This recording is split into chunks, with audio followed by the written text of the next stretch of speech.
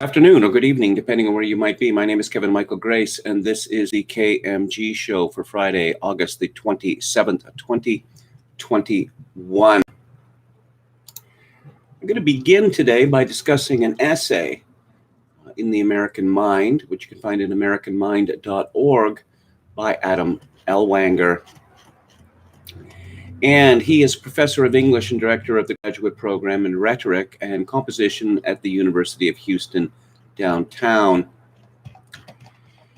And this is a very controversial piece, such that it has a preface by the editors, which says the following piece does not necessarily reflect the opinion or beliefs of the editors of the American Mind.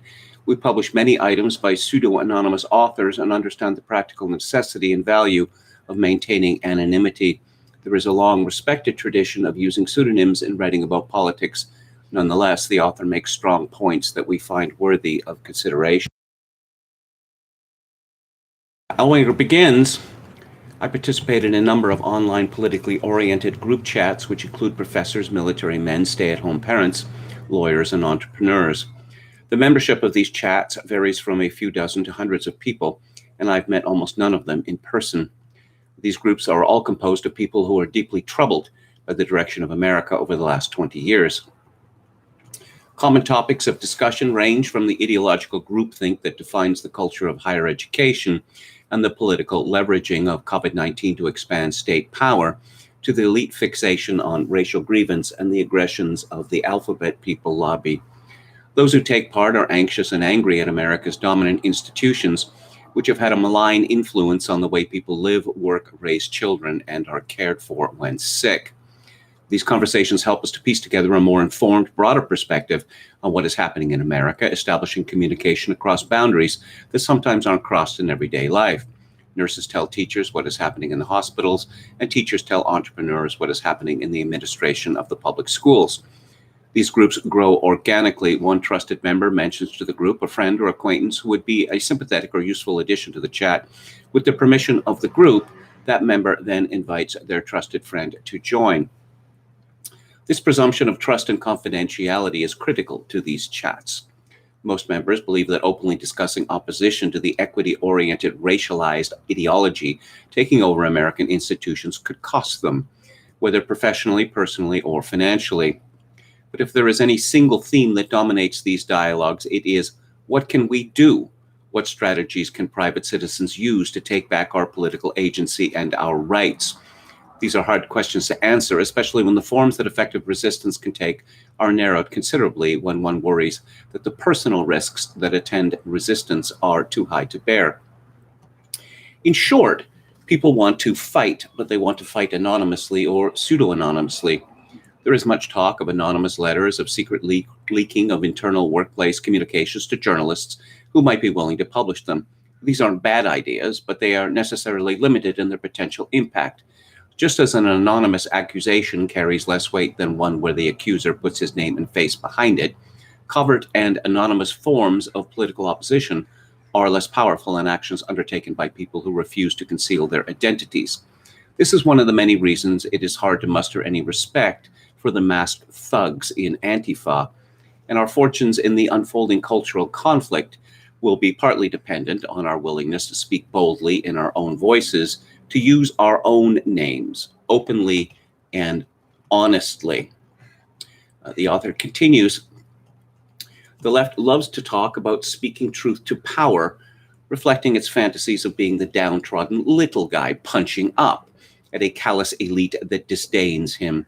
But in today's America, the left cannot genuinely speak truth to power, given that left ideology dominates the governance of every single institution of national life, the military, Hollywood, administrative government, education, the medical establishment, publishing. The left embodies political power in America. They can't speak truth to power because they themselves are the power to which the truth would need to be spoken. Speaking truth to power implies some real risk of punishment from the powerful people to whom the criticism is directed. But the last few years have demonstrated that even violent left activists operate with almost total impunity. Not only were the Black Lives Matter rioters, the Antifa terrorists in Portland, and the Capitol protesters against Brett Kavanaugh not punished for their supposed resistance to power, their message aligned with and advanced the objectives of the powerful. Nevertheless, speaking truth to power is a potent form of political resistance, not because it serves to inform the powerful, but because it sets a positive example for others who might feel too timid to speak up. When people hear a dangerous truth that is harshly critical of powerful entities who could inflict significant harm upon the truth teller, listeners not only admire the bravery of the truth teller, they are more likely to believe that what the dissenter says is actually true. Why would the speaker incur such risks to speak a falsehood? This kind of truth-telling, which the ancients sometimes called parhesia, changes the way the broader public understands the reality. Over time, parhesia modifies the dynamics of the battle between the powerful and those who are subjected to that power. Authoritarian statism is rapidly rising in our nation, which looks more like oligarchy than democracy. The members of the encrypted chats to which I belong find nearly universal agreement on this basic insight, and they want to fight, they want to resist, they want to push back. But far too many of them are still unwilling to do so openly. They will resist only up to the point at which it might cost them something: a fractured relationship with a family member, a lost promotion at work, a lack of respect for one's colleagues, or a seat at dinner parties with influential people. They will not sacrifice these things yet. The reluctant dissenters, the ones who might be said to comprise a silent majority, are betting on Ketman, or the idea that one can conform to the rigid ideological demands of empowered ideologies and institutions while privately maintaining their dignity and their heartfelt opposition to those in power.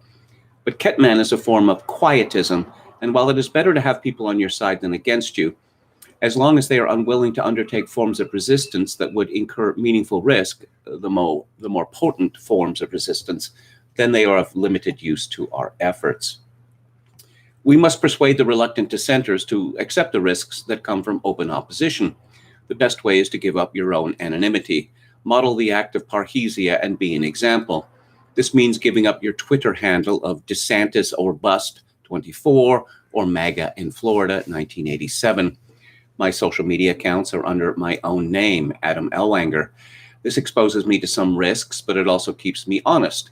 It makes me seriously consider everything I post and whether I believe it is true.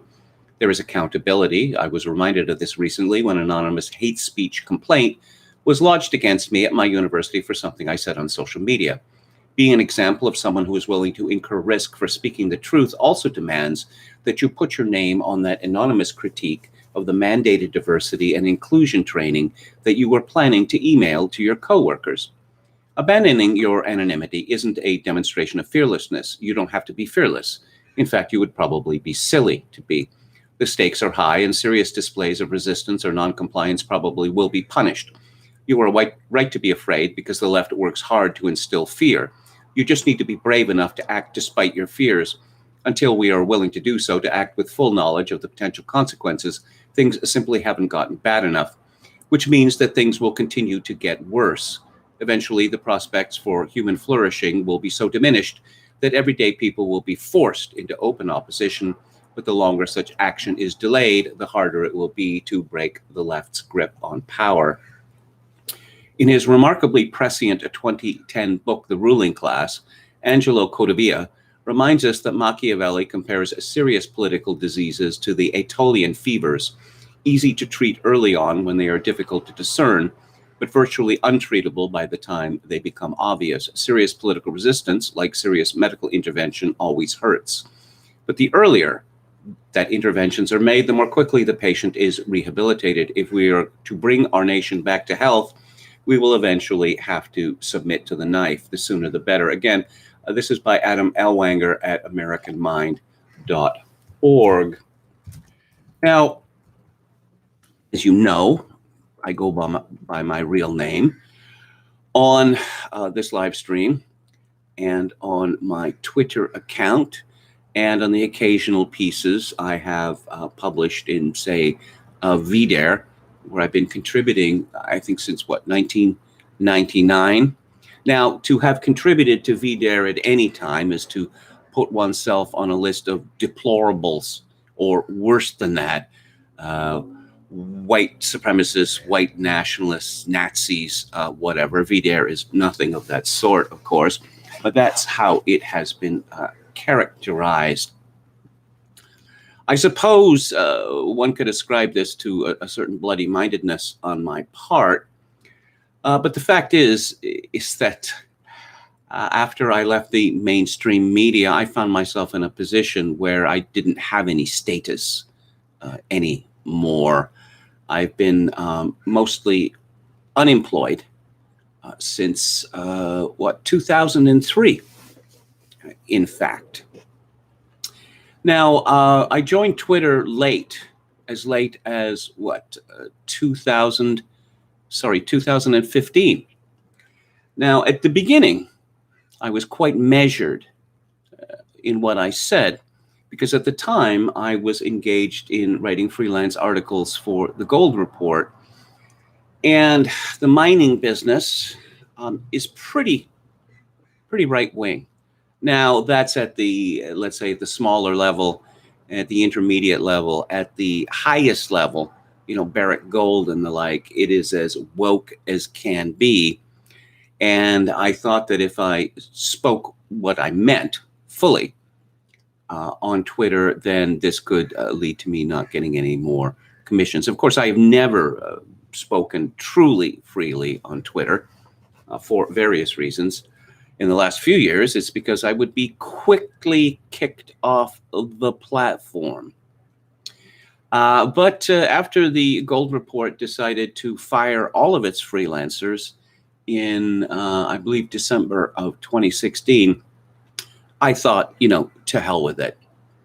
I'm going to say as much as I think I can get away with on Twitter. Now, I have been suspended from Twitter, and I have been shadow banned by Twitter, and I continue to be shadow banned by Twitter.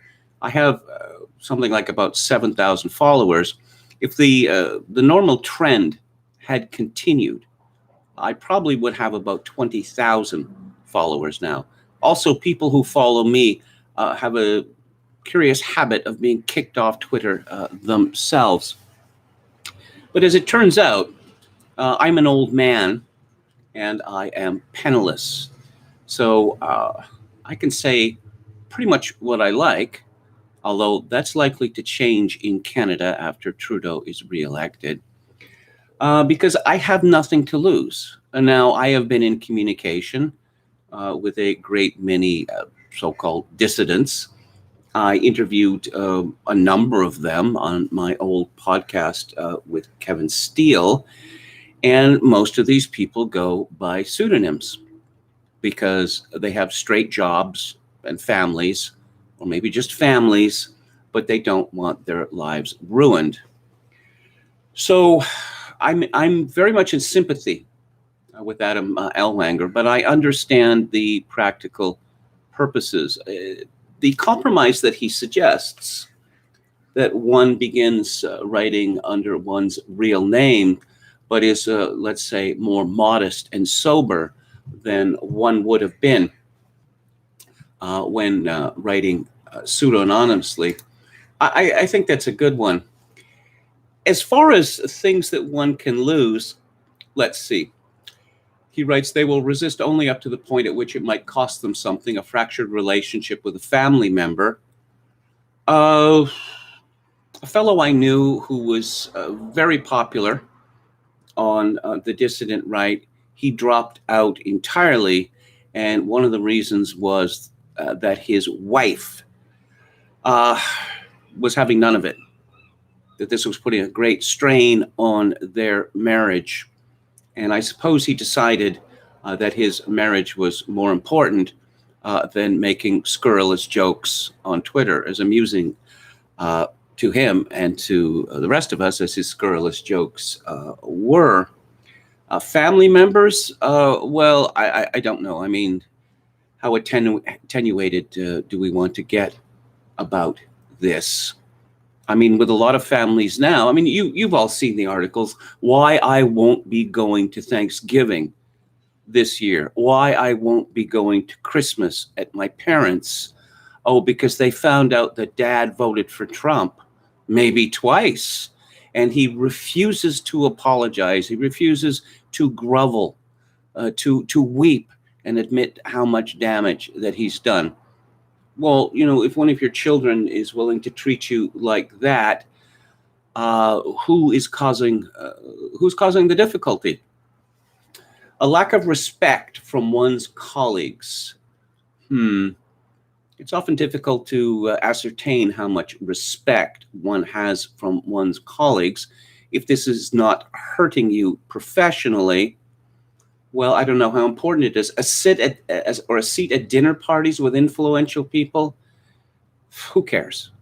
Seriously, who cares? But, when you look at, say, one of the last serious examples of political resistance in the United States, it was Phyllis Schlafly's pretty much one-woman campaign to stop the Equal Rights Amendment. And how did she do that? Through political action, not by talk. I've long maintained that instead of railing against right-wing talk radio, that the progressives should cheer it, because it is a valve to release steam. So that instead of organizing, these people were content to call up Rush Limbaugh and say mega dittos and the like, and talk about how those clowns in Congress have done it again. Political organization is far superior to talk, and it has been my experience, and I think this is generally agreed, that reasoned argument, rhetoric, it doesn't change people's minds. Simply doesn't. I mean, look at the examples in your own life of people who have pushed forward a position strongly, and then after 10, 20, 30 years, they say, oh dear, I was grievously wrong about that. Well, the only people who would do that are people who are going to retire from the pundit business. Because if a man says, I pushed a policy for decades, which turned out to be not only misguided, but destructive, why would you ever trust such a man again? I'd be curious to know what the opinions of people in the chat are. Let's go to the chat, which I can now see properly. Hello to Anran, Dan, Oscar Toe, Palcaso 88, John S. Pseudonyms have been used throughout history and literature, says Oscar Toe. That's true. But, at the time of the Federalist Papers, say, there wasn't much literature, Now we're drowning in it because most of the internet is text, One of the reasons that newspapers have died is because why pay people to write when so many people are willing to write for free? Hello to Dan Ellison and William Hicks. Shogakin 666 says, it's amazing how ISIS only seems to attack those hostile to the Zionist Atlanticist configuration. Yes, others have noticed this as well. I believed I talked about it yesterday. Oscar Toe says, I think that a lot of people have been fooled by media, especially social media, to feel that they are in a severe minority and to have no sympathetic fellowship out there. It's possible to persuade people, people who don't have any strong opinions, simply by earning their trust. And how do you earn their trust? Well, by getting to know them, at an individual level, at a family level, at a community level, etc. Because a person gets to know you and realizes that you're a relatively sane, sober, knowledgeable person. If only then you begin divulging your political beliefs, not in a ranting or demented fashion, but in a reasonable fashion, then they're more likely to believe you and be swayed. Oscar Toe says a huge part of Trump's appeal was his go ahead, cancel me, screw you. I don't care attitude. Hello to Chad Chadson, our valiant moderator. Thank you for your service. Steve says, Kevin, bloody-minded grace. Chokakin666 says, the absolute inversion of merit. Kevin's story is indicative of this, in my opinion. Our Canadian Edward R. Murrow. Well, we both like to smoke. I suppose I have that in common with the late Murrow. We will always have something to lose until we are dead. Well, I suppose one could consider the motto of Sigmund Freud, many enemies, much honor. Sorry, guys, but my name isn't Chad Chadson. It's just a meme, bro. I had suspected that, but thank you for the confirmation. The wife says, Red Sulfur Casso 88 says, bumbling American. Yes, it was bumbling American. I can't wait for these Thanksgiving op-eds this year, says Oscar Toe. Maybe J5. Remind me who J5 was. I know Ryan Landry, or I know him a little. And I know a little bit about his story. Okay. I suffer from multiple E-personality disorder, says Red Sulfur. Sam Harris says he is eating his words syllable by syllable regarding his Biden support, the adult in the room. Yeah, that David Wright says this. Yes, I saw that. I saw that, and I must applaud him for that. Palpicasso 88 says, you follow Z-Man a bit. Am I right that he thinks anti-vaxxers are kooks? At least those who think they are part of a nefarious conspiracy to kill people. I haven't been keeping up with him all that much. His relentless blackpilling on Trump was irritating, to put it mildly. I stopped going to Steve Saylor's site for several months because he just seemed to have absolutely panicked at COVID-19. And I just thought that he would be more cognizant of something which he usually is cognizant of, which is the risk-reward ratio. Edward Richardson says, how did all that political organizing do in the 2020 election? Yeah, okay. That's a good point. I could mention that in the 2018 and 2020 elections, the Republican Party did almost nothing at all to ensure election integrity. I can't help but know that they have learned their lesson. Well, I hope they have. Someone mentioned Cinco Jotas. I interviewed him on my podcast. He returned briefly to Twitter a few months ago and then left again. John S. says, Z-Man addresses the anti-vax issue on today's podcasts. Z-Man, Popcasso 88 says, Z-Man loves to dunk on HBD types like Saylor and Cochran were freaking out over COVID. Okay. Well, I'll have to check this out. CJ is J5 killer. Yes, I know that. Oscar Toe says, in the beginning, the right were much more hysterical over COVID. Well, certain of them, no question about that. Okay, so let's move on here. Yes, we're going to talk about that thing again, that thing which has taken over our lives. And in my own province of British Columbia, the mask mandate ended on July the 1st. It was reinstated on Wednesday. And now I'm seeing an enormous number of people, again, wearing masks outdoors. And I have to forestall myself from rushing up to them and screaming, what the hell is wrong with you? It's just, is the nature of the transmission changed? So the government passes mandates and that somehow supercharges the virus. Let's see. Sean Penn compares being unvaccinated with pointing a gun at someone. Perhaps one day we'll see some investigation of what Sean Penn has been up to on his many lengthy trips to Haiti. Citizen Free Press, Kane, reports Arkansas Medical Board investigates doctors for saving lives with, I have to be careful here, it is a treatment which begins with I and ends with N. The Arkansas Medical Board is investigating after a doctor said he prescribed an anti-parasitic drug thousands of times for treatment of COVID-19, including to inmates in an Arkansas jail. Justice of the Peace Eva Madison raised the issue during a county budget hearing in Fayetteville, saying a county employee had told her the jail's medical provider was prescribing that treatment to treat COVID.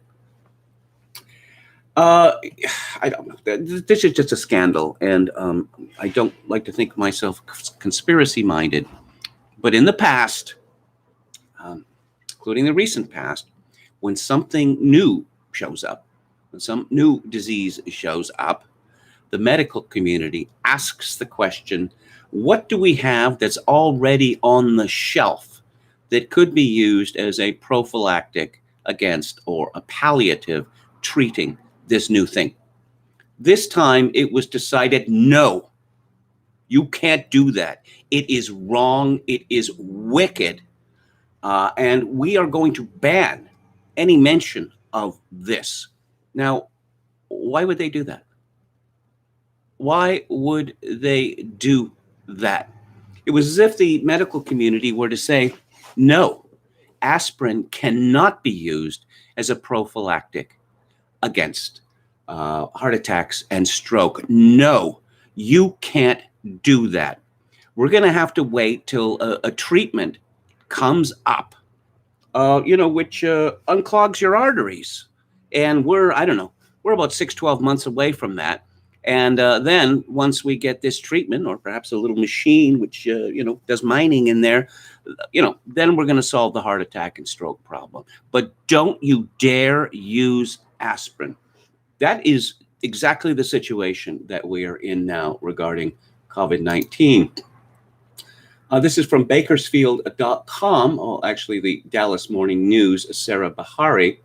That treatment, beginning with I and ending with N, flying off North Texas shelves as a COVID-19 remedy, despite FDA warnings, side effects. Do you know how many people in the United States die of accidental drug overdoses every year? It's over 100,000. Do you know how many people die from using Tylenol every year? It is a very large number. And I've received reports that the U.S. Customs Service is now confiscating shipments of this treatment that begins with I. This is from Steve Watson at Summit News.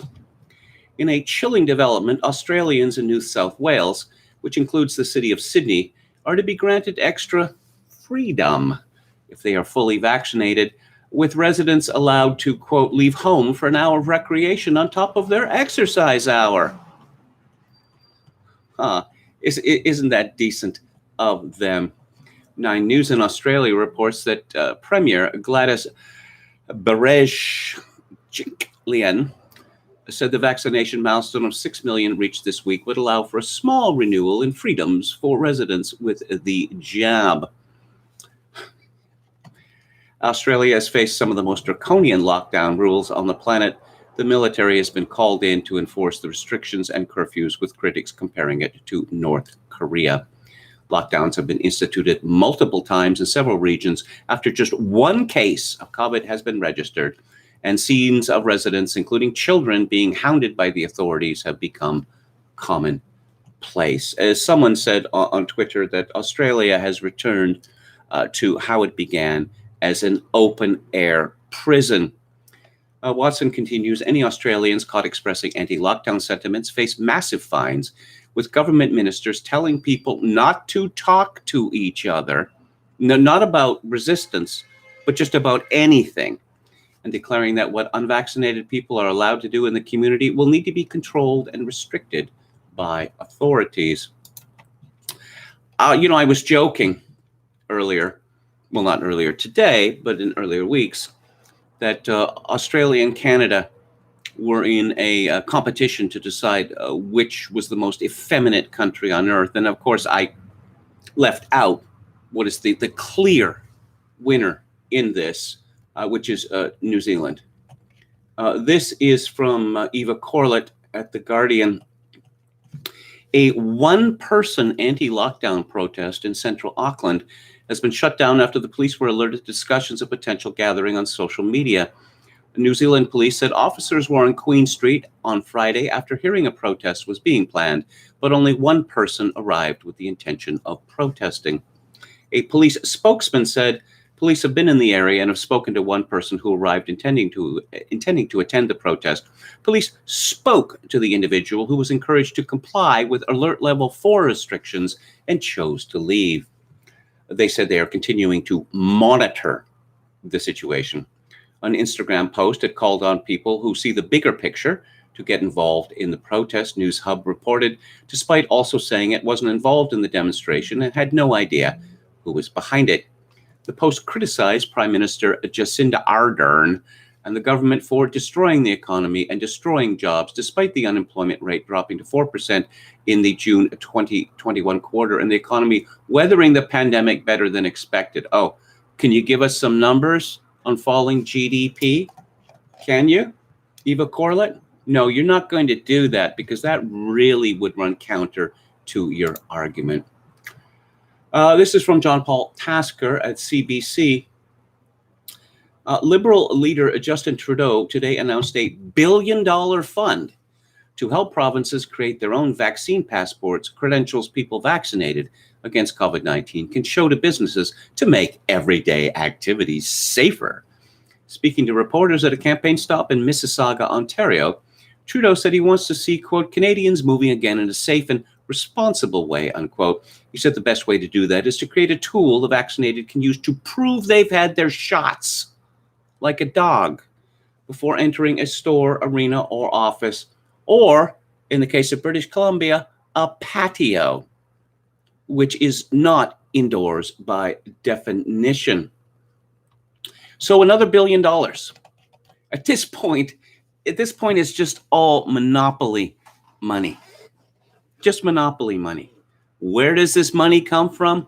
Who knows? Apparently, financial institutions are just going to give Canada as much money as it wants forever, and that's how Canada is going to become prosperous. And the Canadian government believes it, and the media believes it, and the elite believes it, so I suppose it must be true. This is from the latest Daily Skeptic. And get ready to vaccinate kids as young as 12, Sajid Javid tells the National Health Service. Hopes of cheaper holidays dashed as costly COVID PCR travel tests here to stay. You know, what the Americans are going to stop using the PCR test, or the CDC has not going to stop approving it, December the 1st? But they're still going to use it up to that point. So we don't care. We don't care about the false positives and false negatives, not until December the 1st, for some reason. Britain is sleepwalking into another lockdown, writes Jeremy Warner in The Telegraph. Nicola Sturgeon considering plan to ban unvaccinated Scots from pubs. That could be tricky. About 40% of U.S. kids aged 12 to 17 are vaccinated against COVID, at least one shot, with 1/3 of teens fully vaccinated. New polling shows Australians won't accept lockdowns once we hit jab targets. Yeah, and what are they going to do about it? You know, climate extinction, Extinction Rebellion has brought central London to a standstill twice in less than a week. And what did the police do? What the Metropolitan Police always do, unless it's a mean tweet, they sat on their hands. You know, that might give us a clue. Numbers count. Care homes could be forced to call on the relatives of the residents to help out due to staff shortages caused by vaccine mandate. Did you ever get the impression that the semi-official plan of various Western governments at the beginning of the pandemic was to kill off as many old people as possible. Restrictions to be scrapped in Denmark as COVID no longer a critical threat to society. Boris Johnson will impose new lockdown if reported COVID deaths reach around 1,000 a week, according to government sources. Butlins has muzzled the redcoats, not so much high as low.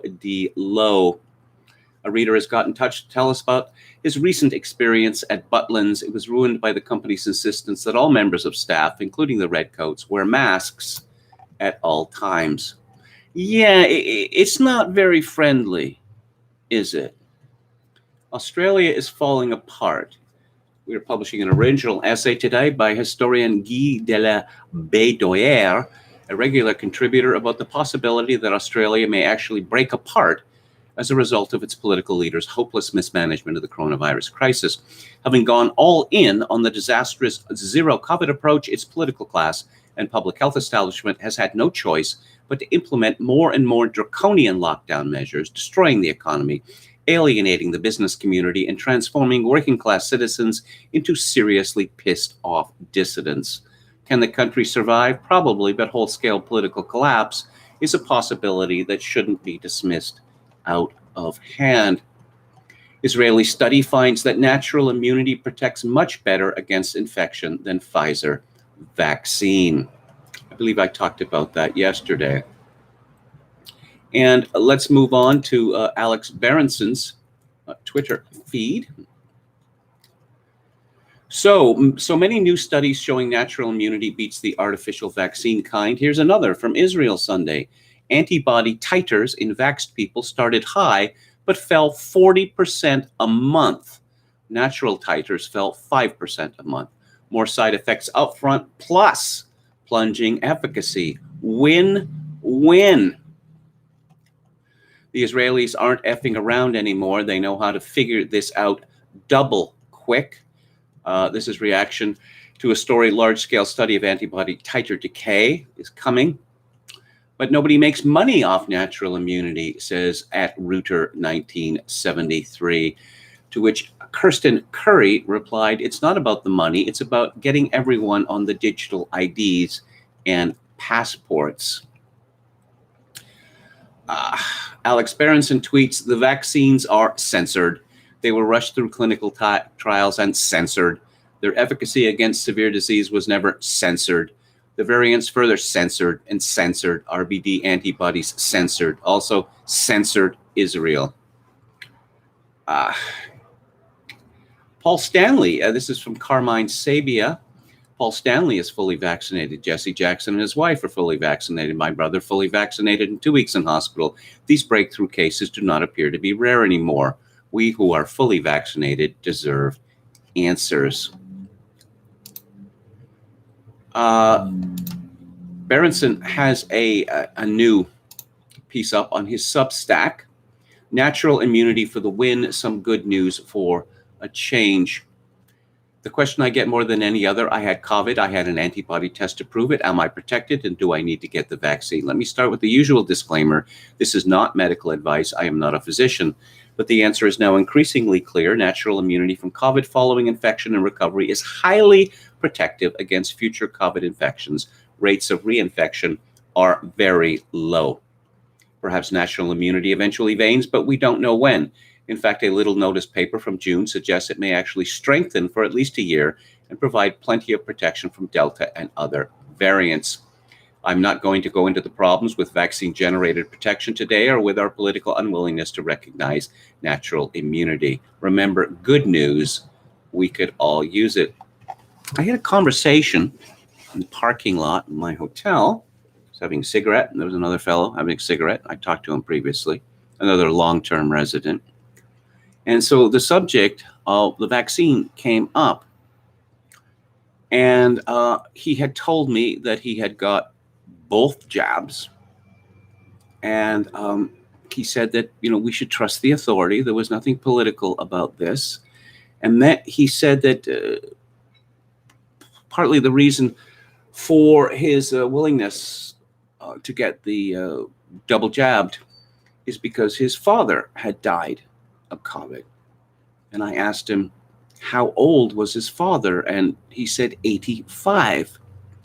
Now, I sort of, broke off the conversation at that point. He said, you should really get the vaxes. And I said, well, they're going to have to strap me to a gurney. 85 is about 5 years more than the average longevity in Canada. One does not want to be callous, but people do not live forever. And I don't think that a person who's lived 85 years has really anything to complain of, or that this person's children really have anything to complain of in terms of, being cheated of the golden years of their father. But yeah, I don't know what to say about that. And let's look at, so this is, we've moved on from COVID now. Sirhan Bishara Sirhan. He was a Palestinian who murdered Robert Fitzgerald Kennedy in June 1968. He should have been, seeing as it was witnessed by dozens of people, he should have been quickly tried and executed, but he was not. It turns out he's still alive and still in prison. This is from Hank Berrien at Daily Wire. For the first time since he was convicted of assassinating Senator Kennedy, prosecutors have decided not to oppose the parole of Sirhan, 77, after having opposed his release in 15 previous parole hearings. Alex Bastian, the special advisor to leftist Los Angeles DA George Gascon, told the Washington Post, the role of a prosecutor and their access to information ends at sentencing. The parole board's sole purpose is to objectively determine whether someone is suitable for release. If someone is the same person that committed an atrocious crime, that person will correctly not be suitable for release. Well, that's nonsense, of course, because people who are judged by parole boards to be not the same person routinely, especially these days, go out and rob someone, rape someone, stab someone, murder someone, etc. That being said, I think that it's obvious, at least to me, that keeping someone in prison for 53 years is cruel and unusual punishment. Now, when the death penalty was abolished across the Western world, the argument was made that, don't worry, we're going to keep these people in prison for the rest of their lives. And that's going to be a worse punishment than death. And that, yes, perhaps it is a worse punishment than death. Albert Speer, who spent 20 years in the Spandau prison, wrote in his diaries, his published diaries, that he thought that 5 years was the maximum amount of time one could spend in prison without being psychically wrecked. I can't really oppose the release of such people. I can't really imagine what the purpose is of keeping someone like Sirhan in prison for any longer, except sadism. And of course, Dr. Johnson said that when a man is to be hanged in a fortnight, it concentrates his mind powerfully. That is to say, in terms of, repentance for his crime. The prison system is a racket, but the prison system, as we understand it, has existed for 150 years or less. It doesn't work in terms of reducing recidivism. We need to bring back the death penalty. Jim Kunstler's column today is headed with that now famous photograph of a collapsed Joe Biden at the podium, and he is weeping or close to tears because of the American Marines killed in Kabul, or because of his dead son Bo, or I don't know. Perhaps because they didn't have his favorite flavor of Gerber's baby food that day. He begins, it would only be cruel to burden readers with a more appropriate denunciation of the pathetic figure pretending to lead the nation. But it might be fair to ask, what is to be done about him? It's looking a little bit as though Joe Biden is skidding toward resignation. His body language suggests defeat. When newsman Peter Doocy asked him Thursday evening on live TV about the 13 American soldiers blown up outside the Kabul airport, he folded up in front of the cameras like a broken accordion. Poor optics, as they say in the spin business. This was after he kept the country waiting for 5.5 hours to even make an appearance when news of the bombing broke. His managers installed a poison pill named Kamala Harris as his vice president, and even members of her own party get the vapors at mere fugitive thoughts of her trying to run the country, giggling from one crisis to another. Meanwhile, the Veep cut short her tour of Southeast Asia, rushing to aid beleaguered California Governor Gavin Newsom at a rally to fight his recall vote, but then cut short her Newsom rescue mission to fly on to Washington. Electioneering during the greatest hostage crisis in U.S. history probably equals more poor optics.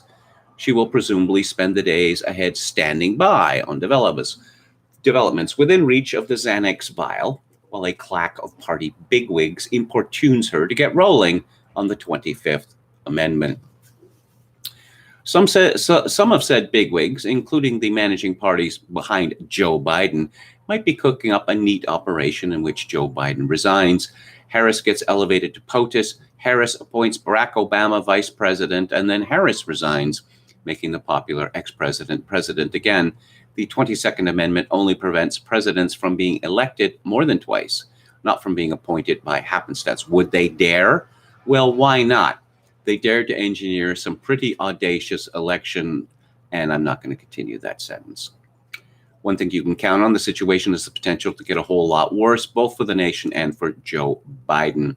Our new Taliban partners assigned to provide security in and around Kabul may prove to be less than steadfast in their duties as hoped. Thursday's bloodbath hints at their inadequacies. The number of Americans stranded in Afghanistan remains hypothetical. 1,000, 6,000, nobody seems to know. Plus, God knows how many NATO ally civilian personnel, international NGO workers, and other people of, shall we say, the Western persuasion remained trapped. Then he goes on to talk about the audit in Arizona, which I likely cannot talk about, and what he has to say about COVID. Well, there's plenty of reason to suspect the number of COVID cases reported. The PCR tests have been ruled unreliable, and yet the medical establishment is permitted to use them until December. What? Counselor says, is that how we're still calculating the number of cases? I've heard of no other method. What if a substantial number of COVID cases are not? Well, okay, I'm not going to. We'll just leave it at that. We shall leave it at that. And we're on the topic of Afghanistan. This is from Scott Moorfield at Town Hall. Stephen Miller, a former staffer and speechwriter for former President Donald Trump, told Fox News host Jesse Waters Thursday that the vast majority of the incoming tens of thousands of Afghan refugees have rendered no meaningful assistance to U.S. forces. Yes, President Biden claimed August 22nd that incoming Afghan nationals all received security screenings and a background check. But this PolitiFact article acknowledges that many voting process details aren't public. It is not. It was the U.S. Congress, the Senate of the United States, who declared with regard to Syria a few years ago, was that in 2016, that it is not possible to vet individuals from failed states. And yet we continue to maintain the pretense. Ryan Landry, who is the editor of the American Sun, I mentioned him earlier, he wrote this morning, at America's peak, it had 100,000 troops in Afghanistan. For some reason, all of them had translators. We desperately need to settle in Wyoming. Because, why? Because it would be mean not to? How about considering our own interests first? This is from Judy Trin at the CBC. Afghan-Canadian media publisher frustrated by red tape trying to bring staff family to safety. sought help in Germany after unable to get emergency visas from Ottawa. The ominous update arrived in a terse text over WhatsApp after midnight Thursday, just as Sanjay Sohail was trying to squeeze in a few hours of sleep. While trying to get to the airport in Kabul, 2 of his media employees were arrested by the Taliban, beaten, and thrown in jail. The detention of his editor-in-chief and a reporter came just hours before Canada's last evacuation flying out of Afghanistan. Sohail, an Afghan Canadian, whatever that might mean, operated a daily newspaper in Kabul for 15 years, up to the moment the Taliban seized control of the capital city August 15th. Hasht-e-Sub, which means 8 a.m. No, it doesn't necessarily mean that. I learned this from an Adam Curtis documentary, that the Arab notion of time and hours is quite variable. It employed 40 people, from journalists and photographers to cooks and drivers. Sohail, who started the newspaper in 2007 and has also been working on a reporter for state radio since 2001. Oh, so he's been in Afghanistan for 20 years. When was he not in Afghanistan? In what sense, other than a paper sense, is this person a Canadian? And why should we give a toss about him? He made his bed. This is from Steve Watson. This is Summit News. The chaos in Afghanistan, created by the appalling organization of withdrawing from the country by the Biden administration, has already prompted globalists to begin fresh calls for a new U.S. military occupation of the country, with Obama's former defense secretary, Leon Panetta, declaring that U.S. forces will have to return. In an interview on CNN, Panetta, also a former CIA head, proclaimed, "The bottom line is our work is not done. We're going to have to go after ISIS." You had 20 years to go after ISIS in Afghanistan. Oh, we're probably going to have to go back in when Al-Qaeda resurrects itself, as they will with this Taliban. Oh, does that explain why the United States government before Trump was supporting Al-Qaeda in Syria, as was the Canadian government, as was the British government? Oh, yes. Another dog story. We've had lots of dog stories on the show this week. And here's another story about a man who decides to prove his manliness by getting a manly dog. 2 manly dogs. What's manlier than a German Shepherd or a German Shepherd Cross? This is from Steve Nelson at the New York Post. President Biden's German Shepherd Major attacked many more people than the White House has disclosed, according to newly released emails. The documents indicate that Major bit members of the Secret Service 8 days in a row in early March, though only one such incident was publicly acknowledged. At least one White House visitor was also bitten in early March, according to the emails, which were released Thursday by the conservative transparency group Judicial Watch, which slammed the cover-up of the incidents. We're sure Major is a good dog, but these records show he was involved in many more biting incidents than the Biden White House has publicly acknowledged, said Judicial Watch President Tom Fitton. It is disturbing to see a White House cover-up of numerous injuries to Secret Service and White House personnel by the Biden's family pet. Major and Biden's elderly and since deceased dog Champ were whisked back to Delaware around March 9th for what the White House claimed was a prearranged visit with family friends. Oh, yes, Jen, not Jennifer, but Jen Psaki described just one biting incident at a March 9 briefing, saying that one day earlier, the first family's younger dog, Major, was surprised by an unfamiliar person and reacted in a way that resulted in a minor injury to the individual. Any dog which attacks someone simply because that person is new is not a dog that is fit to be around people. They say that every dog gets one bite. Well, when your dog is up to 8 or 9, I mean, if you're not president of the United States, this dog is put down or is sent out to the country to run around in the fields. which happened to a dog that my father had. I always wondered whether that was a euphemism for doggy heaven. And profiles in courage. I wonder if they're going to give this fellow, Lieutenant Michael Byrd, the Medal of Honor, or the Medal of Freedom, perhaps, or perhaps both. Officer who shot Ashley Babbitt during COVID riot breaks silence. I saved countless lives. That's a direct quotation. So this guy is not only promiscuous with the trigger finger, he also suffers from megalomania. Okay, so let's talk about, I know that Twitter isn't the real world, but looking at Twitter, one can get a sense of the Karens who increasingly rule the real world. And here's an example. This is from someone called at Morning Gloria, or Aaron and a Half Ryan. And yes, not a very pleasant visage. And there is a banner of cheerleaders vomiting glitter, vomiting a lot of glitter. It's like The Shining, okay?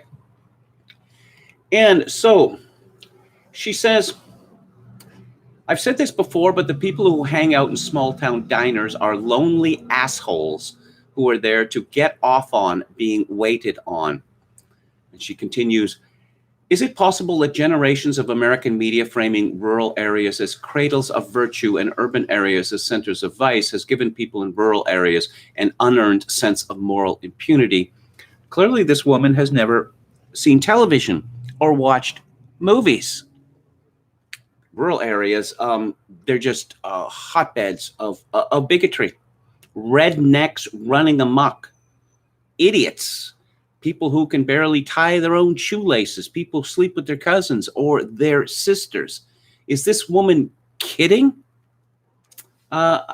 Needless to say, there were some salty responses.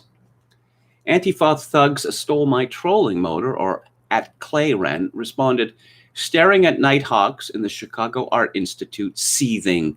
I dig my nails so deep into my palms they bleed. A security guard escorts me away. I have imagined a type of guy. The internet will hear about this, I mutter. And my favorite take from Martian Orthodox, resting bitch take. That is a le mot juste, or a generic bullseye, as James Burnham would have said. And someone says, Tubin, Missouri, many of us are lonely, but it's a good place for a guy like me to order an English muffin, bring a map, and ask the locals where to find good landscapes. I was a server. I tip well. I hope the afterlife is like a coffee counter and all my dearest friends will be with me. This sounds like a nice person. The person I just quoted from, not the original poster. There's someone here who's raving about, I was a waitress, and people who go to restaurants or diners, they're just the worst possible people. Oh yes, Spirit Halloween. And who is this person? Writer, of course. She, they, of course. Literature and books, of course. Queer and non-binary and not a woman, of course. Friendly and sassy. Abolitionist. Abolitionist of what? Words are emotional and ranting. This person says, they love to be waited on and are horrible to service workers. I've worked in them in restaurants in New York City. I've met plenty of lonely creeps who like to harass me, but this person can just keep perpetuating their limiting and classist experience so they feel important. I bet this woman is fun to be around. I've spent a fair amount of time in various types of restaurants or, bars that serve food. And I've known, a number of women that have worked as waitresses. And one such woman told me, if you want good tips, you have to have big tits. And I thought, okay, this is an unpleasant woman. No, you don't need to have big tits to get good tips as a waitress. What you need is a big personality. Smile. Smile at the customers. Maybe it is some lonely old man. Some woman in her 20s smiles at you, and this makes you feel better. Sometimes it makes your day. There's a scene in Breaking Bad where Walt comes back from New Hampshire, and he's in a Denny's, and this pretty young Hispanic waitress finds out that it's his birthday, and she says that people eat for free at Denny's. And Walt says, no, I know. And she's, come on, you can't beat free. And then she starts talking to him about, like, where are you from? Oh, I just came from New Hampshire. And she says, oh, well, I used to go to school in Boston and, blah, blah, blah, blah, blah. And, there he is. He's 52 years old and he's dying of cancer. But as I say, this pretty young Hispanic waitress smiles at him and offers him a free meal and asks him about his life and seems to be genuinely interested. And he doesn't have to pay for his meal because it's his birthday, but he leaves her a $100 tip. Generally, as a rule, if you are friendly to people, they will be friendly to you. I mean, there are exceptions, of course. Let's go to the chat. Are we trash disposal units for their vomit, says Red Sulfur, who delivers a Spanish saying, stupid words, deaf ears. I love diners, says David Wright. Fran says, the Ween book is a bit old now. I recommend Gareth Stedman Jones' books or even Sperber's. William Hicks says, sassy? Laugh my ass off. Yo Mama says, working at Walmart, I learned to hate shoppers. I worked with the public for several years. I worked with undergraduates at the undergraduate library, checking out their books and their printouts and the like. And then I worked with perhaps the most entitled people on earth, grad students at the Special Collections Division of the University of British Columbia. And a great many of these people were just enormously rude. Oh, you say those are the rules.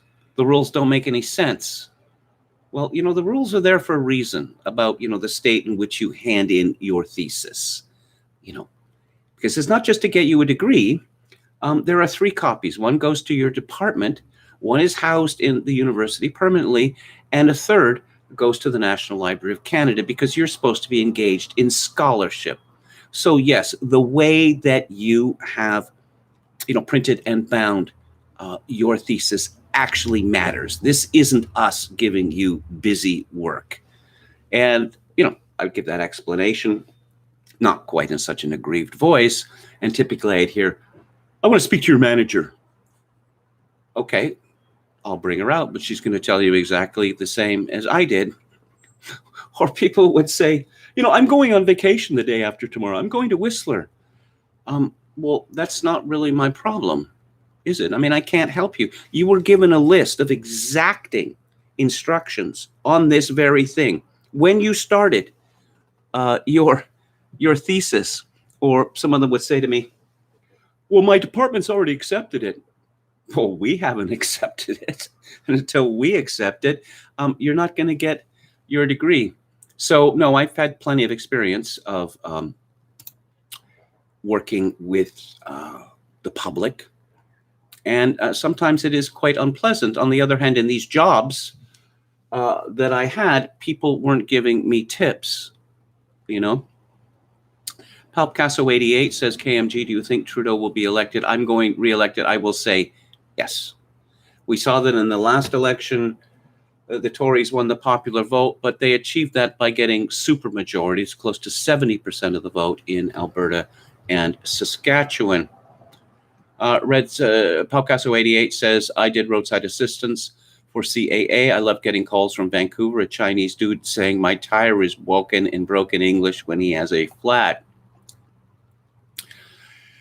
Francis Wien is a good writer, though.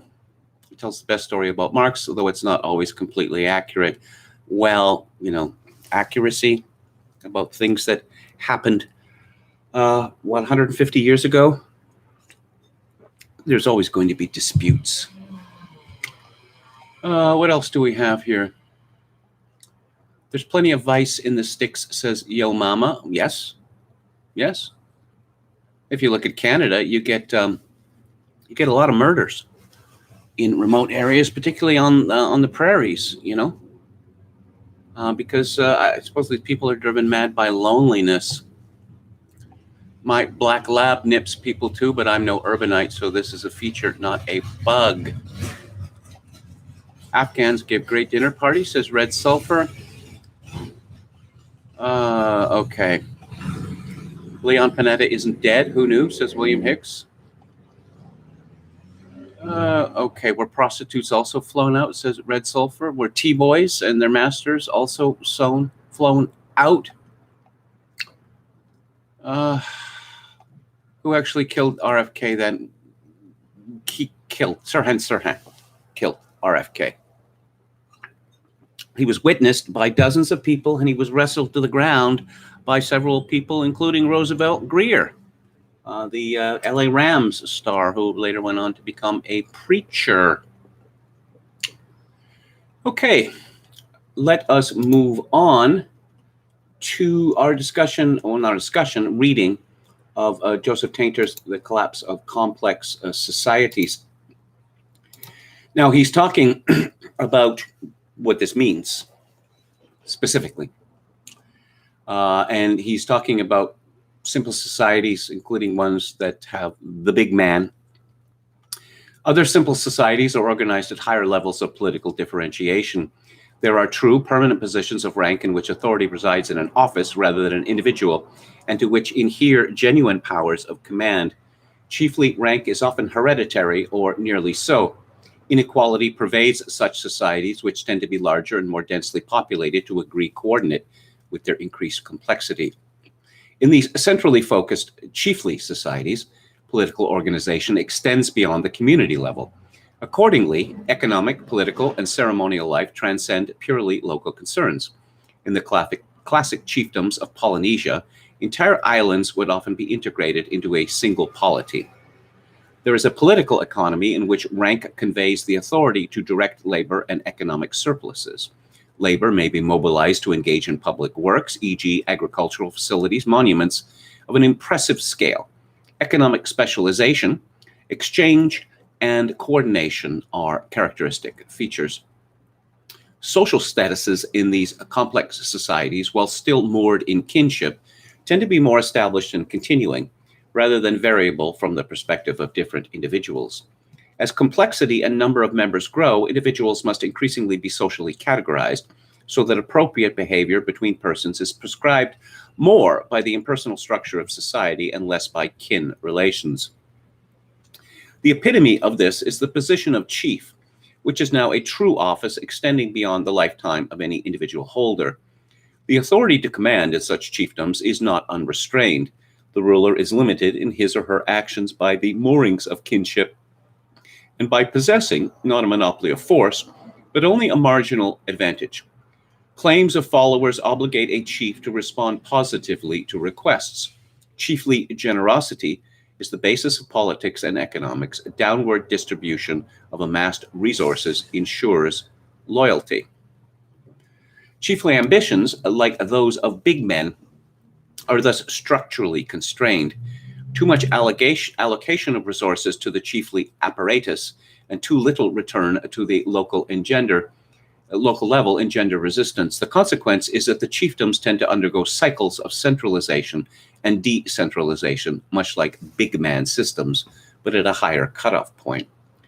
Chiefdoms display many points of similarity to more complex state-organized systems, but are still regarded by most anthropologists as firmly within the category of simple or primitive societies. Chiefdoms are limited by the obligations of kinship and the lack of true coercive force. By the time human organizations emerged that today would be called a state, these limitations had been surpassed. Anthropologists have had some difficulty defining the concept state. It is something that seems clearly different from the simplest acephalous human societies, but specifying or enumerating this difference has proven an elusive goal. Many anthropologists, despite this difficulty, insist that states are a qualitatively different kind of society, so that the transition from tribal to state societies represents the great divide of human history. The emphasis on qualitative differences among societies, as illustrated above, leads some scholars to subdivide simpler societies into what are thought to be discrete types or levels of complexity. Whether it is more profitable to view sociopolitical evolution as traversing a continuum of complexity or as characterized by discrete stages or levels is a matter pertinent to understanding collapse and will be discussed later in this chapter. States. States are, to begin with, territorially organized.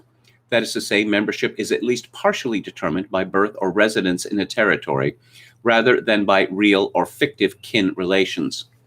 Illustrating this, as pointed out by Sir Henry Sumner Maine, was the transformation from the Merovingian title King of the Franks to the Capetian King of France. The territorial basis both reflects and influences the nature of statehood. States contrast with relatively complex tribal societies, e.g. chiefdoms, in a number of ways. In states, a ruling authority monopolizes sovereignty and delegates all power.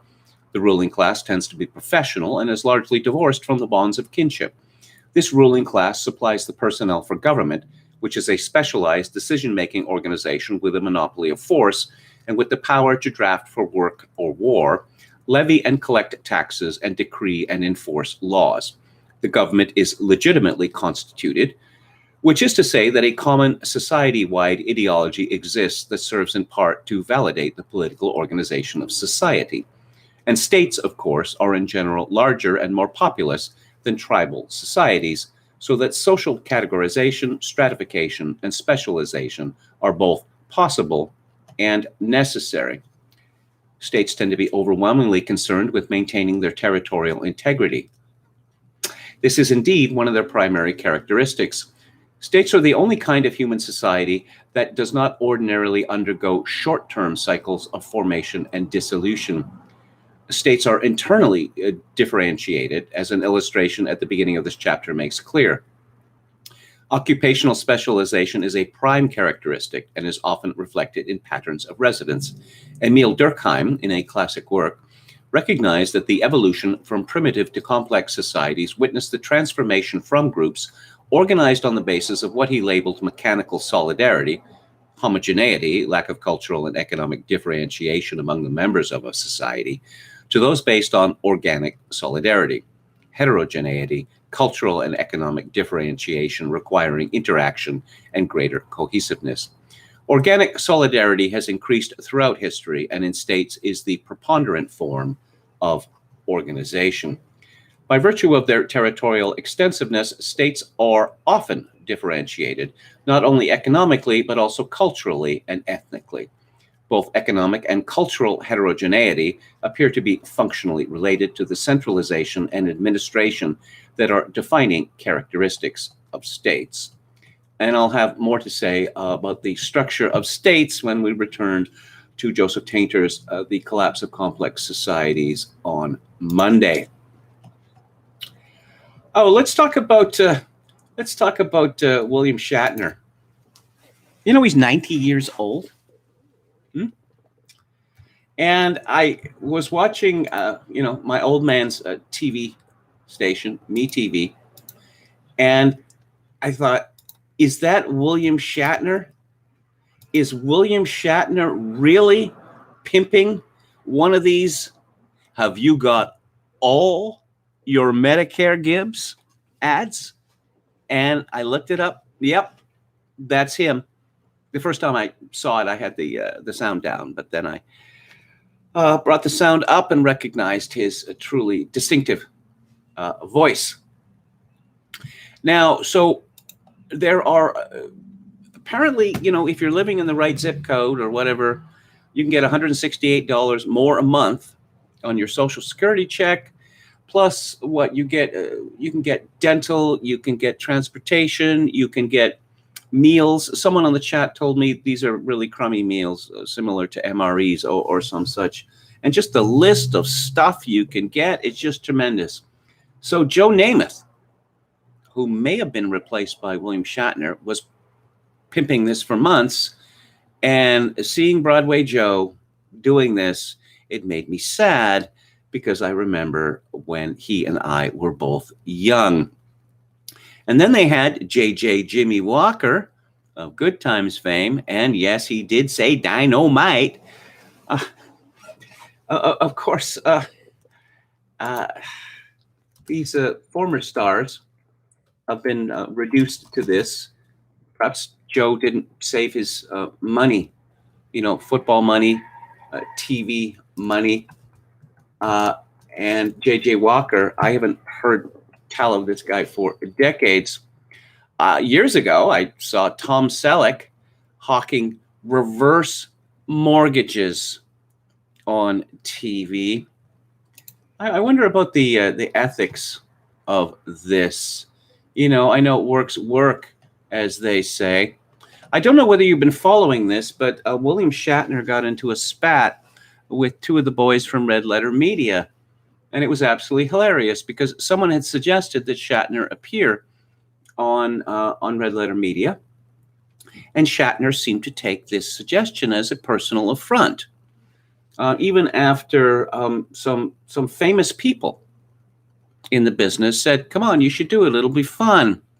And then he mischaracterized the shows as a podcast, and he took an obvious parody show, The Nerd Crew, as representative of everything that they do. And it got absolutely hilarious because William Shatner seemed to get angrier and angrier. And then I found out from some German podcaster about a month ago that this picked up again for some reason. The Red Letter Media boys they're out of it now. But it picked up again with Shatner ranting and raving. And it's too funny, Shatner is from Montreal, from Notre-Dame-de-Grâce, which is just outside. It adjoins Westmount. Now, it's not all rich people in Westmount, or it wasn't when I knew it a little. Maybe it is all rich people in Westmount now. But Notre-Dame-de-Grâce was typically sneered at by the people in Westmount as NDG, or no damn good. So William Shatner earned a Bachelor of Commerce degree from McGill in 1952. I did not know that. He's clearly an intelligent man. I don't want to talk about Star Trek right now. I may in the future. But let's return to this question of, what counts as degrading oneself. The great Henny Youngman was fond of the phrase "Nimm die Geld," which is Yiddish, and it means "take the money." A comedy writer, I'm trying to remember his name now. Maybe it will come to me. He went, as a young man, to Henny Youngman for advice, and Youngman told him, "Nimm die Geld." And Henny Youngman had an opinion piece in the New York Times, July 31st, 1990. And he begins by saying some unkind things about Andrew Dice Clay. He doesn't think that he is a very good comedian, and that he doesn't think that, his act is really comedy as he understands it. He says, I get the feeling that things move much faster in show business today. When I was their age, back when man was learning to walk upright, I survived by playing one-night stands in places like Pottstown. But a lot of these kids already have their 3 picture contracts, 4 sitcom pilots, and 2 stays at the Betty Ford Clinic. I heard a story about Henny Youngman, which I believe to be true, that on the weekends, when he didn't have a date booked, he would show up at Jewish wedding parties, and he'd have his trusty violin with him, and he would go up to whom he assumed to be in charge and say, do you have any entertainment booked. And if they said no, he says, well, I'm Henny Youngman, the famous comedian, and I'll play your wedding for 50 or 75 bucks or whatever it was. And I have to say, I really admired his industry. So there's a humbler meaning. Yeah, here we go. A hip kid who specializes in topical humor comes to my table. You want topical humor? Here, I knew the SNLs were in trouble when my banker knocked on my door and asked for his calendar back. That's pretty good. As Mr. Newspaper headline came near, I figured he'd ask me, a college boy, like, what makes a joke funny? Instead, Mr. Youngman, what's the secret to lasting? Mark Evanier, I remembered his name. That's who asked him. On that, I always give sound business advice. Nimm die Geld, I said in Yiddish. Take the money. More simply, this means don't believe all the baloney people tell you about what they're going to do for you tomorrow. Take the money. But there's a humbler meaning to this phrase that young comics should remember when they're temporarily not as hot as they are this week. When that happens, swallow your pride. Lower your price. The number your agent says is the minimum you'll work for. Negotiate with the guys who write the checks. If an offer isn't an insult, nimm die Geld. But more than that, take the job. If you're good, I told the kid, you'll ride out the slump until you become an overnight sensation again. And how can you tell if you're good enough for the long haul? Who knows? What's easier to predict is a flash in the pan. Yeah, very good advice, I think. Now, in this spot that William Shatner does, and let me just take a look at it here, because you can find it on the internet. Just search William Shatner Medicare. Together Health, okay? And based on your zip code. And as I say, William Shatner, he says that this company, which gets you the Gibbs that you didn't know that you were entitled to, that he's used it, for years. And I'm thinking, does William Shatner really need that extra $168 on his Social Security check? Does he have the right zip code? Does William Shatner really need MREs delivered to his house? Does he need transportation? I don't know. Just he's 90 years old. He's facing judgment soon, but still working. And I suppose we should admire him for that. There are various different companies telling you that they can maximize your Gibbs. Presumably, they get something out of it. Now, how much of the extra Gib money that you get they take, I don't know. I'm thinking, isn't there a government website that you could go to find out what your maximum level of Gibbs is? Who knows? Perhaps all will be revealed. Let's go to the chat. Bill Shatner using all of his sponsored products like that episode of Frasier, says no sleep till Breezewood, PA. Red Sulfur says he can't eat all that money. Alcaso 88 says he's worth $100 million. Is that true? I don't know. Would he be on some sort of Forbes list? Let me just check here. Just give me a second here. Okay. Should have it in about 3 seconds. Okay. Shatner turns 90 from Forbes. Okay. William Shatner tangles with trans Twitter over. Yeah, he really likes to get into it. Okay. This is a story from Forbes from 2010. It says William Shatner has made $600 million shilling Priceline.com. Does Priceline.com still exist? Because I don't see ads for it anymore. $600 million from one ad campaign? Really? Wow. Maybe Bill Shatner simply likes seeing his face on the TV screen to remind people that he's still around. Now, I knew that he was still around because, if William Shatner died, everyone would know. and also that that fracas with the red letter media. But no, it just several times a day now I'm reminded that William Shatner is indeed still alive. Edward Richardson, remember Howard Stern commenting 20 years ago that Shatner will take anything, any work, just checked his net worth, $100 million. In America, the means tested cutoff for Social Security is $132,000. Paul Picasso 88 says, I think he lost a lot of that pipeline money when the stock tanked. You know, I know that people who have been poor or you know, destitute in early life, you know, they're frequently misers because they think you can't be too careful.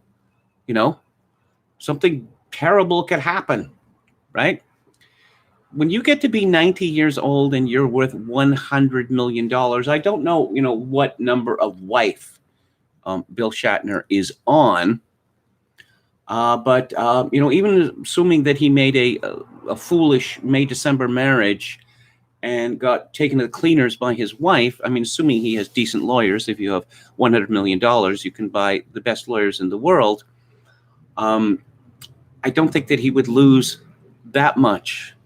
I mean, when you think about how much money you'd have to spend every day and how long it would take to spend, you know, $100 million, of course, $100 million, you know, you don't have to pay tax on that. The tax has already been paid. But again, I'm going to go with the explanation that Bill is vain and he just likes to get his mug out there to the public. It's always nice to see a Canadian do well. Bill Shatner, unlike famous Canadians, I guess since the 60s, actually made his bones in Canada, as did Lorne Greene and Christopher Plummer and many others. Since you know, the 1960s, they've just gone straight to America because how would you say the infrastructure that people like William Shatner depended upon, it doesn't exist anymore. You know, he's a Shakespearean actor. You know, there was also you know, a lot of drama, you know, original drama on Canadian TV. John Vernon, the great you know, the Dean Wormer in Animal House, great character actor. He became a Canadian star as a crusading coroner on the CBC. That whole show was ripped off entirely by an American show called Quincy, M.E., starring Jack Klugman. Natural causes. I don't buy that. That's my poor attempt at imitating Joe Flaherty, imitating Jack Klugman.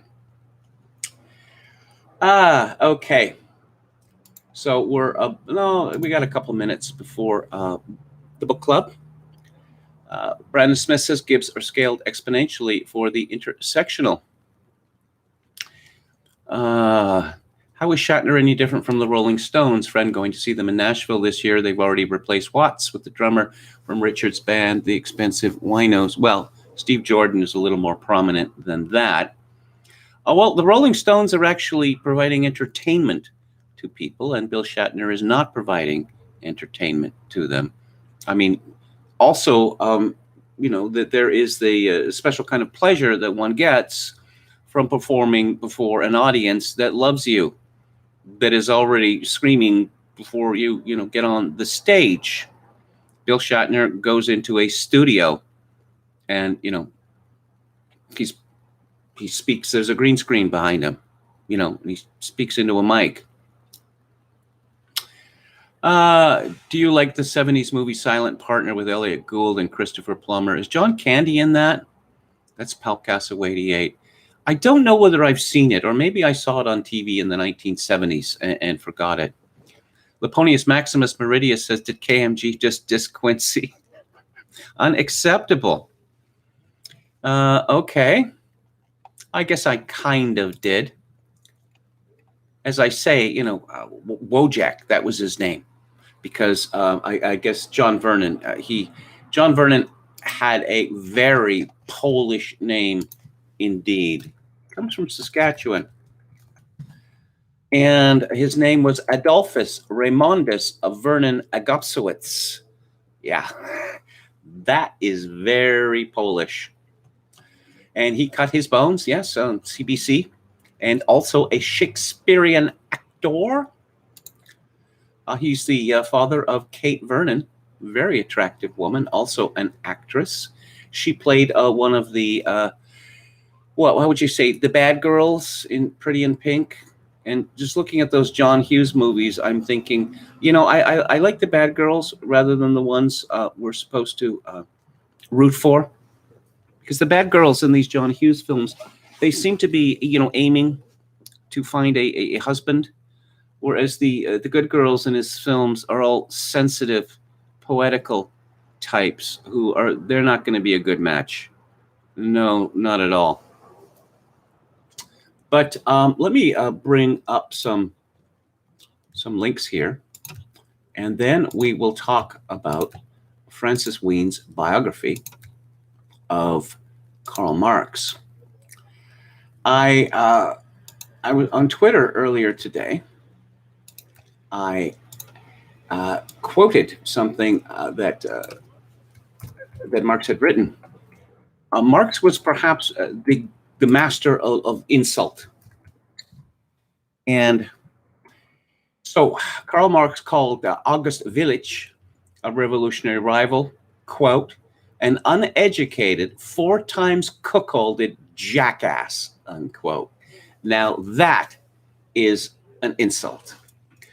A fellow called David T. Dixon, who was on the internet at History Dixon, he describes himself as biographer, owner of B-list history, obscure characters, compelling stories. He responded, as Willich's biographer, I must say that the more I got to know Marx, the person, the more disgusting he appeared. Just think what that intellect could have accomplished had he had 1 ounce of interpersonal skills. And yes, I had not really heard of August Willich until today. And I'm going to have to seek out Dixon's biography, which is called Radical Warrior, August Willich's Journey from German Revolutionary to Union General. This is just an absolutely astounding story. But going back to Dixon's point, I just feel, rereading Ween's biography, at the typically near the end of every episode of Get Smart, Maxwell Smart, Don Adams would say something like, if he'd only used his genius for good instead of evil. And I suppose I feel this way about Karl Marx, although Marx had a great many insights which are tremendously valuable, even to this day. Something about Francis Ween. He was born in 1957. And he described that he was writing some school paper, I guess when he was at Harrow School. And it was on Evelyn-Waugh. And he sent a letter to his son, Oberon-Waugh, asking a bunch of questions about his father and, his literary works, influences, and the like. So Waugh responded with a handwritten letter of several pages, and it began, I don't believe for a moment that you are a schoolboy, but, and then he proceeded to write all of this, explications of his father and his work, which is a very kind thing to do. I don't know whether Ween actually worked at Private Eye with Oberon-Waugh. I think Waugh left before Ween started, but Ween has written for Private Eye for quite a long time, and he is now deputy editor. And he wrote a book, a movie, and it is a notorious movie about something notorious in British history. It's called the Lavender List. I'll read from Wikipedia.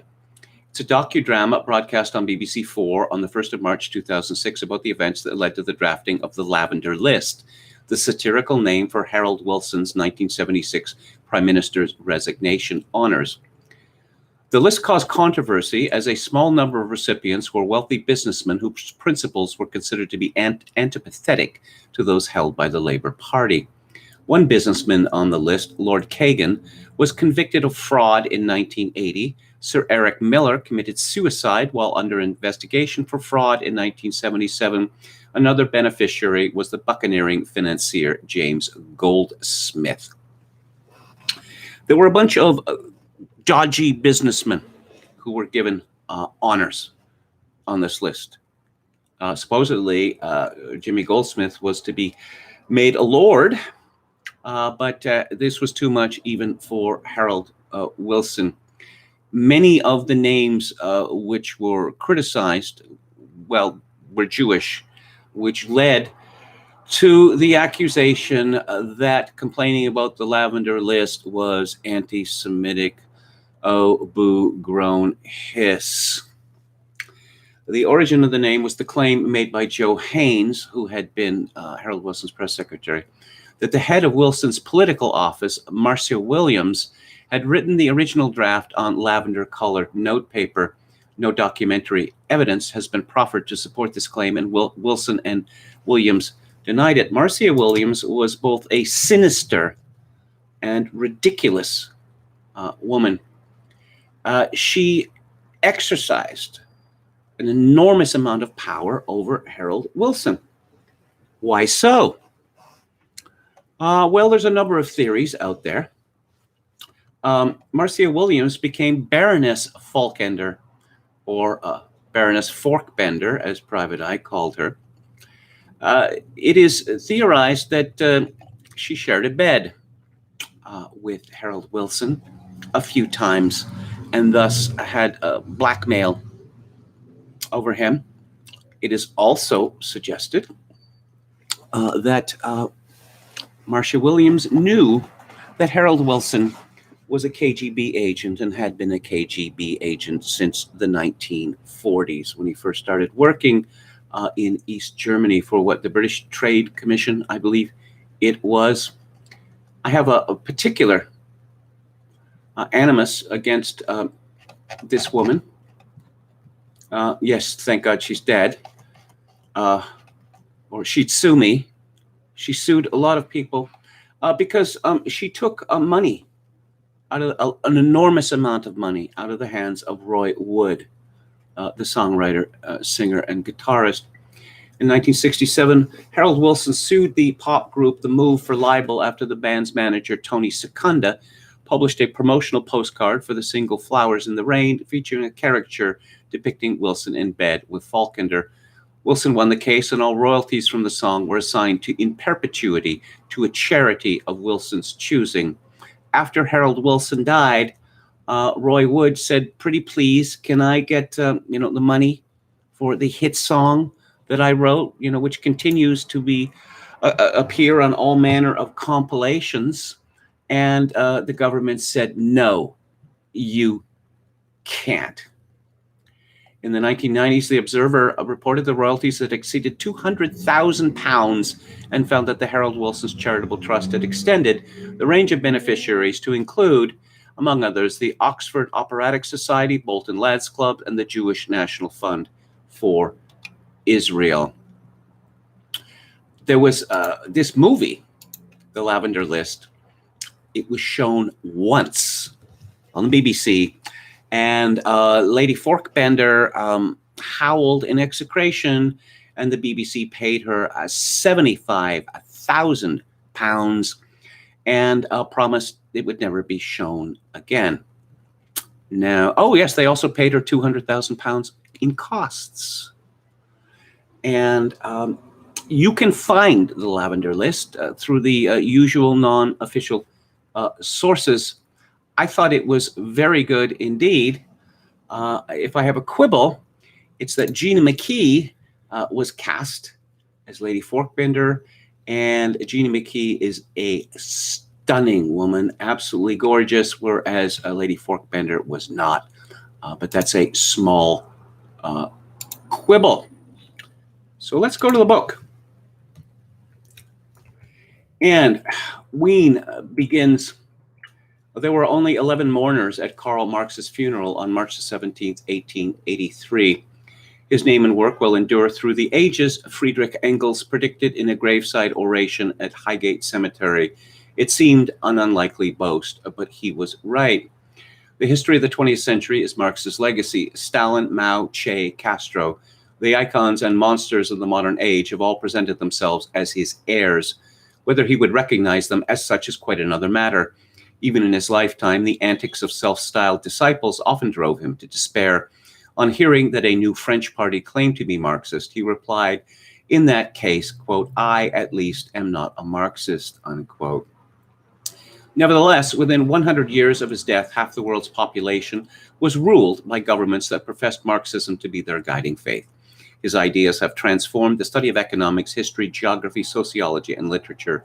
Not since Jesus Christ has an obscure pauper inspired such global devotion or been so calamitously misinterpreted. Now, Wien, in this book, is attempting to make the case for Karl Marx, not so much the man, but for his ideas. Now, Wien, I think, has been scrupulously honest in this book, calling Marx, amongst other things, a sadistic, a bully. That Marx, he drove from him practically every ally that he had had. The only one who he managed to keep, really, was Friedrich Engels. And, there's a lot of people who think that Engels was mean-spirited towards Marx. If you read this book and you realize how much Engels did, just not the thousands of pounds that he gave him, keep in mind how much a pound was worth in the late 19th century or the middle 19th century. The fact that much of this largesse was stolen from his employer, of whom, the father was principal, that all of the work that Engels did, raising various appeals, the various publications, et cetera, political movements which all failed, or the fact that much of the work attributed to Karl Marx was actually written by Engels. You see that Engels was indeed a very good friend to Marx, and I suppose really the only real friend that he had, although their friendship was it was strained. It almost ended because, to the horror of Marx's aristocratic wife, Jenny, Engels maintained a menage a trois of an Irish peasant woman, Mary Burns, and her sister. And Mary took sick suddenly and died, and Engels, who had been with this woman for quite some time, was devastated. Marx replied with a lengthy letter, and there was the pro forma, oh dear, this must be so distressing at the beginning. And then Marx went on and on and on about his own troubles and the usual grumbling and attacking ungrateful people. And Engels was so appalled that he broke it off. But Engels was a man with a good heart, because he eventually made it up with Marx.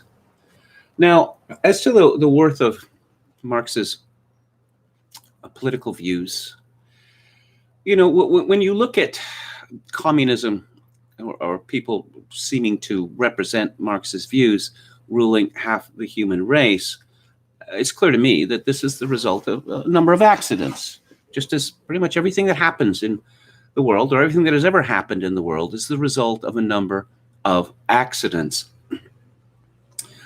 Why Marxism instead of the social democratic ideals of Lassalle, say? That's an interesting question. Why did the Germans put Lenin in that sealed railway car? There's another one. Why didn't the Social Democrats kill Lenin, and chop off the head of the Bolsheviks when they had the chance? Why? I believe it was General Wrangel. The Finns came to him and said, "We will pour over the ice into Petrograd or Petersburg or whatever it was called at the time, and we will end this once and for all," which they easily could have. And they said, "We desire only one thing from you." What's that? That you recognize Finnish independence. And he said no. So I see it as, it's a series of accidents. This is what Wien has to say. Exactly a century after its publication, the British Prime Minister Harold Wilson boasted that he had never read Capital, or Das Kapital, as the German has it. I only got as far as page 2. That's where the footnote is nearly a page long. I felt that 2 sentences of main text and a page of footnotes were too much. Wilson had a first-class degree in politics, philosophy, and economics, but he guessed that his profession of ignorance would endear him to the educated middle classes, who, particularly in Britain and America, are often perversely proud of their refusal to engage with Marx. Hence the mad circular argument one hears from people who haven't ventured even as far as page 2.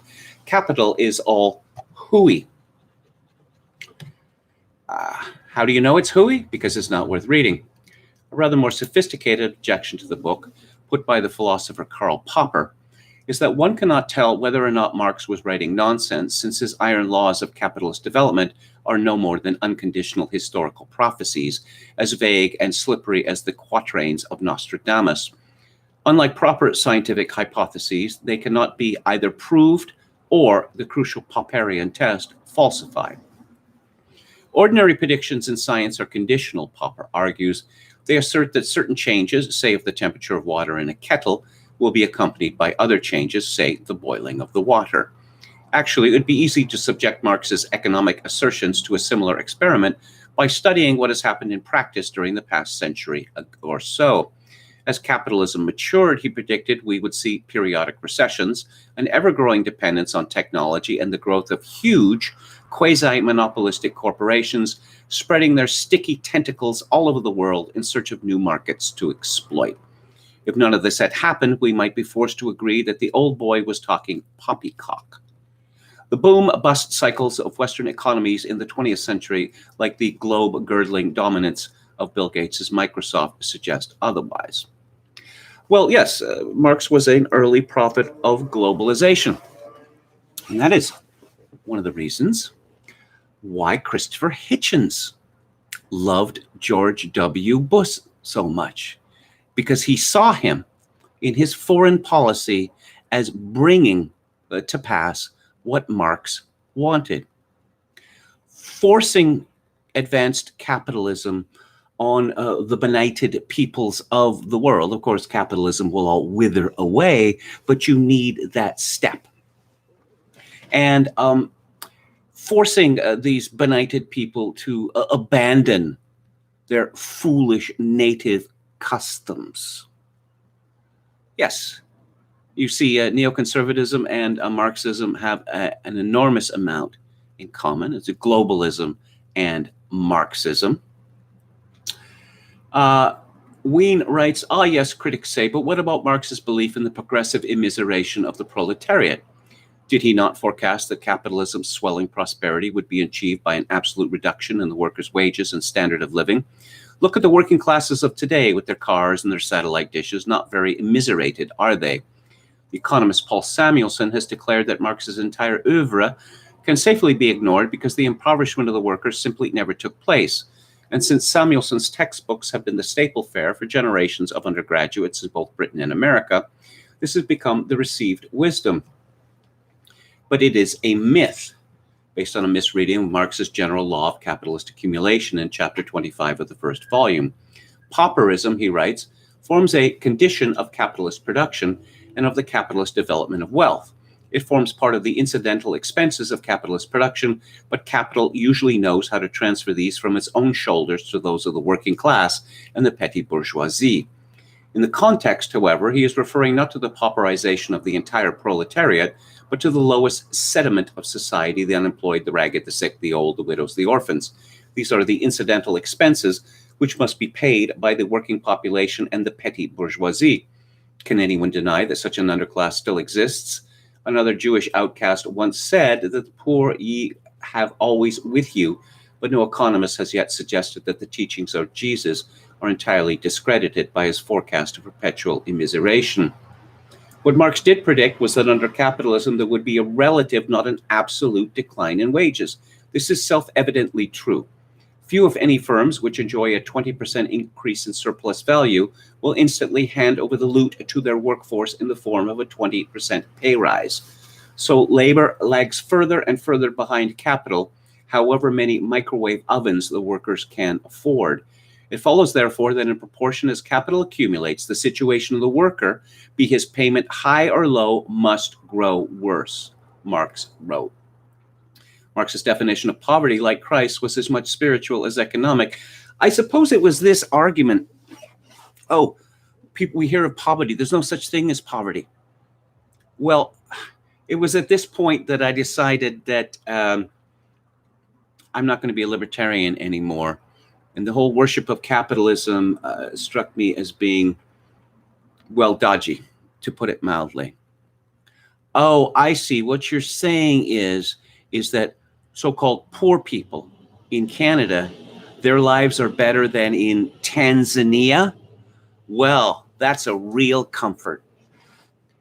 People measure their status relatively. There are lots of people who are worth 10, 20, 50, or 100 millions of dollars who go to bed bitter every night because that's all the money I have. Why aren't I a billionaire? So yes, people all have smartphones now. Pretty much everybody. They have various appurtenances, but they compare their lives to others. And that's the way that it has always been. And the rich are indeed getting richer, fabulously richer, whereas the middle class and the working class are being left behind.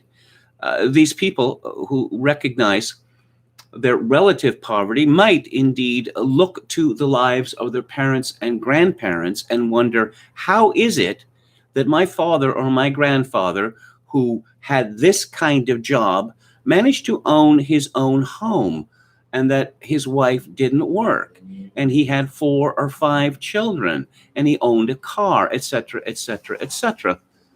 Well, it's because the capitalist class has decided beginning in the 1970s that these little people have too much. And we're going to do something about that. And what it's called is globalism. Globalism had not become a religion at the time that Wien wrote this book. But when one runs across, 1999, one runs across people like Tyler Cowen carrying on about cheap chalupas, and beans can be delicious if cooked properly. Karl Marx wouldn't have been surprised by that. Neither would Francis Wien. A lot of us were shocked. We're shocked by this. I want to talk a little bit about Karl Marx and the Jewish question. Yes, in his last week at Kreuznach, Marx wrote 2 important essays which were to appear in the Deutsche Französische Jahrbücher. The first, on the Jewish question, is usually mentioned only en passant, if at all, in Marxist hagiographies, but it has provided powerful ammunition for his enemies. I read, back in the 1970s, a book called Karl Marx, Anti-Semite, by a Jewish American activist called Nathaniel Weil. And it was published by the Arlington House, which was the house publisher of the Conservative Book Club. And, it was published by Arlington House. I typically bought it. I must have bought over 100 books published by them. And his argument sold me, all right? Of course, Karl Marx was Jewish himself, which raises the question of the self-hating Jew. I don't really think that this is a category. I would put one person for sure in that category, and that would be Bobby Fischer, who was officially half Jewish, but almost certainly entirely Jewish. And he really seemed to hate the Jewish people, although strangely he didn't consider himself to be a Jew. Now, Karl Marx was a swarthy man, and the things he said about black people are kind of amusing because Karl Marx had more than a passing resemblance to the American anti-slavery agitator Frederick Douglass. In fact, his nickname was Moor, M-O-O-R. So, while asked, was Marx a self-hating Jew? Although he never denied his Jewish origins, he never drew attention to them either, unlike his daughter Eleanor, who proudly informed a group of workers from the East End of London that she was a Jewess. In his later correspondence with Engels, he sprayed anti-Semitic insults at his enemies with savage glee. The German socialist Ferdinand Lassalle, a frequent victim, was described variously as the Yid, wily Ephraim, Izzy, and the Jewish N-word. And we see later in this book, we get a great many racial epithets from Karl Marx. In the 19th century, this kind of talk or banter or whatever was simply routine. People insulted each other on the basis of their national or racial or ethnic, if you will, ancestry. And it wasn't the same thing then as it was now, although Wien he tries to absolve Marx of this. He argues, let's see, Marx had written, what is the secular basis of Judaism? Practical need, self-interest. What is the secular cult of the Jew? Haggling. What is the secular God? Money. We therefore recognize in Judaism the presence of a universal and contemporary antisocial element whose historical evolution, eagerly nurtured by the Jews in its harmful aspects, has arrived at its present peak, a peak at which it will inevitably disintegrate. The emancipation of the Jews is, in the last analysis, the emancipation of the mankind from Judaism.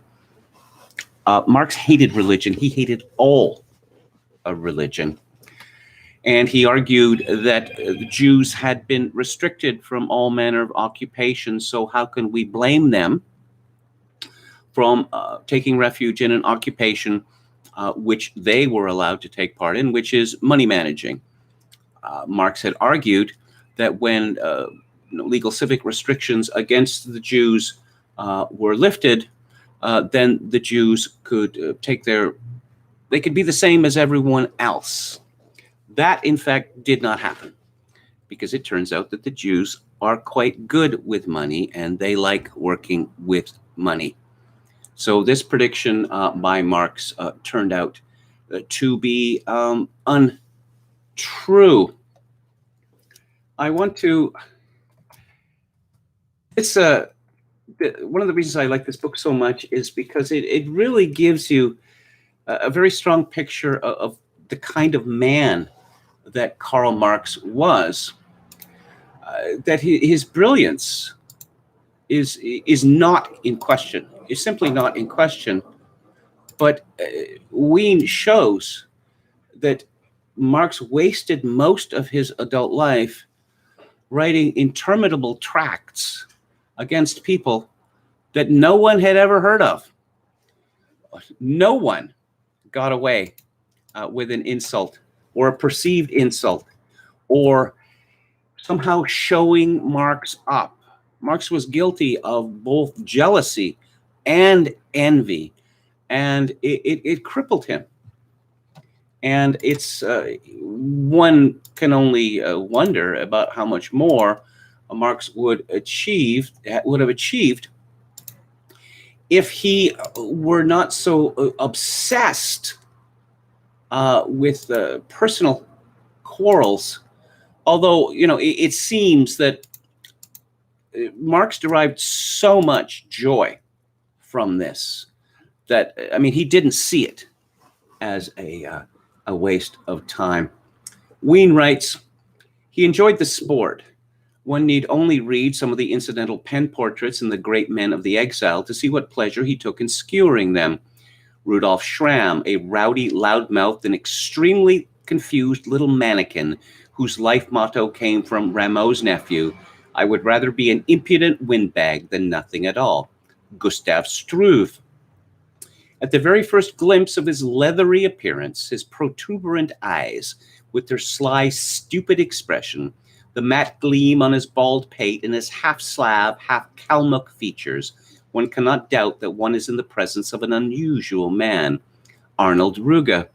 It cannot be said that this noble man commends himself by his notably handsome exterior. Paris acquaintances were wont to sum up his Pomeranian Slav features with the word ferret face. Ruge stands in the German Revolution like the notices seen at the corner of certain streets. It is permitted to pass water here. Pretty good stuff. And let's see what he had to say about Lord Palmerston. It is surprising, or rather, oh no, this is quite good. This is a very great insight that he wrote.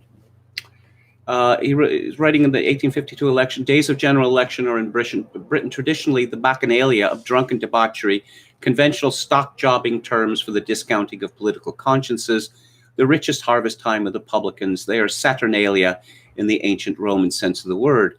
The master then turned servant, the servant turned master. If the servant be turned master for one day, on that day brutality will reign supreme.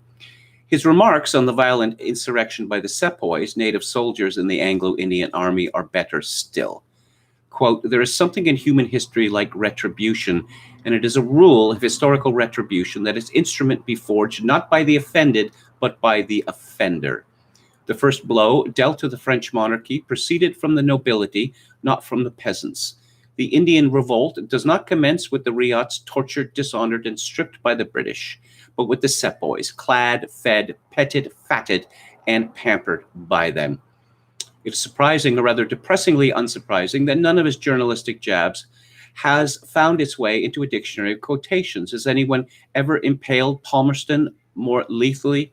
Quote, what he aims at is not the substance, but the mere appearance of success. If he can do nothing, he will devise anything. When he dares not interfere, he intermeddles. Not able to vie with a strong enemy, he improvises a weak one. In his eyes, the movement of history is nothing but a pastime, expressly invented for the private satisfaction of the noble Viscount Palmerston of Palmerston, unquote. That quotation there, except for the very end, would apply perfectly to the Prime Minister of my country, Justin Trudeau. But you see with these references to Slavs and Kalmuks that he had race on his mind. And contrary to what E. Michael Jones might think, well, certainly in the 19th century and in Europe, because Marx lived in Europe and many places, they had race on their mind. They believed in race. Marx earned a lot of money in his life, not rich man money, but as Wien points out, at one point he was earning £200 a year for his journalism and for money that he got through Engels, which was more than enough money to support a middle-class family in some comfort. But somehow Marx was always short of money. Marx liked to drink a lot. And one reads of how much Marx drank and smoked cigars, cheap cigars, and yet how much he wrote. It's really a testimony to his constitution. He was bedeviled, crippled by carbuncles, which are inflamed poisonous boils on the body for years and years and years. And I'm just, when you read about how much alcohol he would consume in a day, how could he write anything the next day? He must have been immune to hangovers. His poor wife was constantly having to pawn everything in the house. His daughters, none of his sons survived. The death of his child, Edgar, who he nicknamed Moosh for fly, was probably the saddest event in his life. He loved this boy so much because he had a genius at the age of 6 for fending off creditors. And the baker would show up and demand money, and little Moosh would grab 3 loaves of bread, close and lock the door, and run up the stairs. You can see why Marx loved him. Marx loved to shower his children, his surviving children, his daughters, with the appurtenances of the bourgeoisie, all various kinds of lessons and proper schooling. He didn't really care about this sort of thing for himself, but his wife Jenny, who is, as they say, long-suffering, occasionally got some, gewgaws, but they typically ended up in the pawn shop. After being tossed out of Britain and France and Belgium and perhaps other countries, which I've forgotten, Marx found refuge in England. Was he grateful? Not on your Nelly. No, Marx was not a man who was ever grateful. He thought that England, being the most industrialized country in the world, was where the revolution would begin. And the English people proved steadily cool towards the idea of revolutions. They had revolutions in France, in Germany, in Hungary, etc., in Austria, not in England. In fact, of course, it is really a torpedo against the theoretical framework of Marxism. That where did the first successful communist revolution take place? In Russia. That is almost the last place in the world one would expect it, because there was almost no proletariat to speak of in Russia at the time. But Wien writes, Marx's encounters with the natives were almost always disastrous, especially if he had a few drinks inside him. One night he set off with Edgar Bauer and Wilhelm Liebknecht for a drunken jaunt up the Tottenham Court Road, intending to have at least one glass of beer in every pub between Oxford Street and the Hampstead Road. Since the route included no fewer than 18 pubs, by the time they reached the last port of call, he was ready for a rumpus.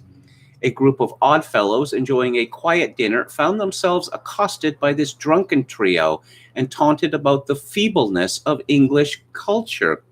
No country but Germany, Marx declared, could have produced such masters as Beethoven, Mozart, Handel, and Haydn. Snobbish, cant-ridden England was fit only for Philistines. This was too much even for the mild-mannered oddfellows. Damned foreigners, one growled, while several others clenched their fists. Choosing the better part of valor, the German roisterers fled outside.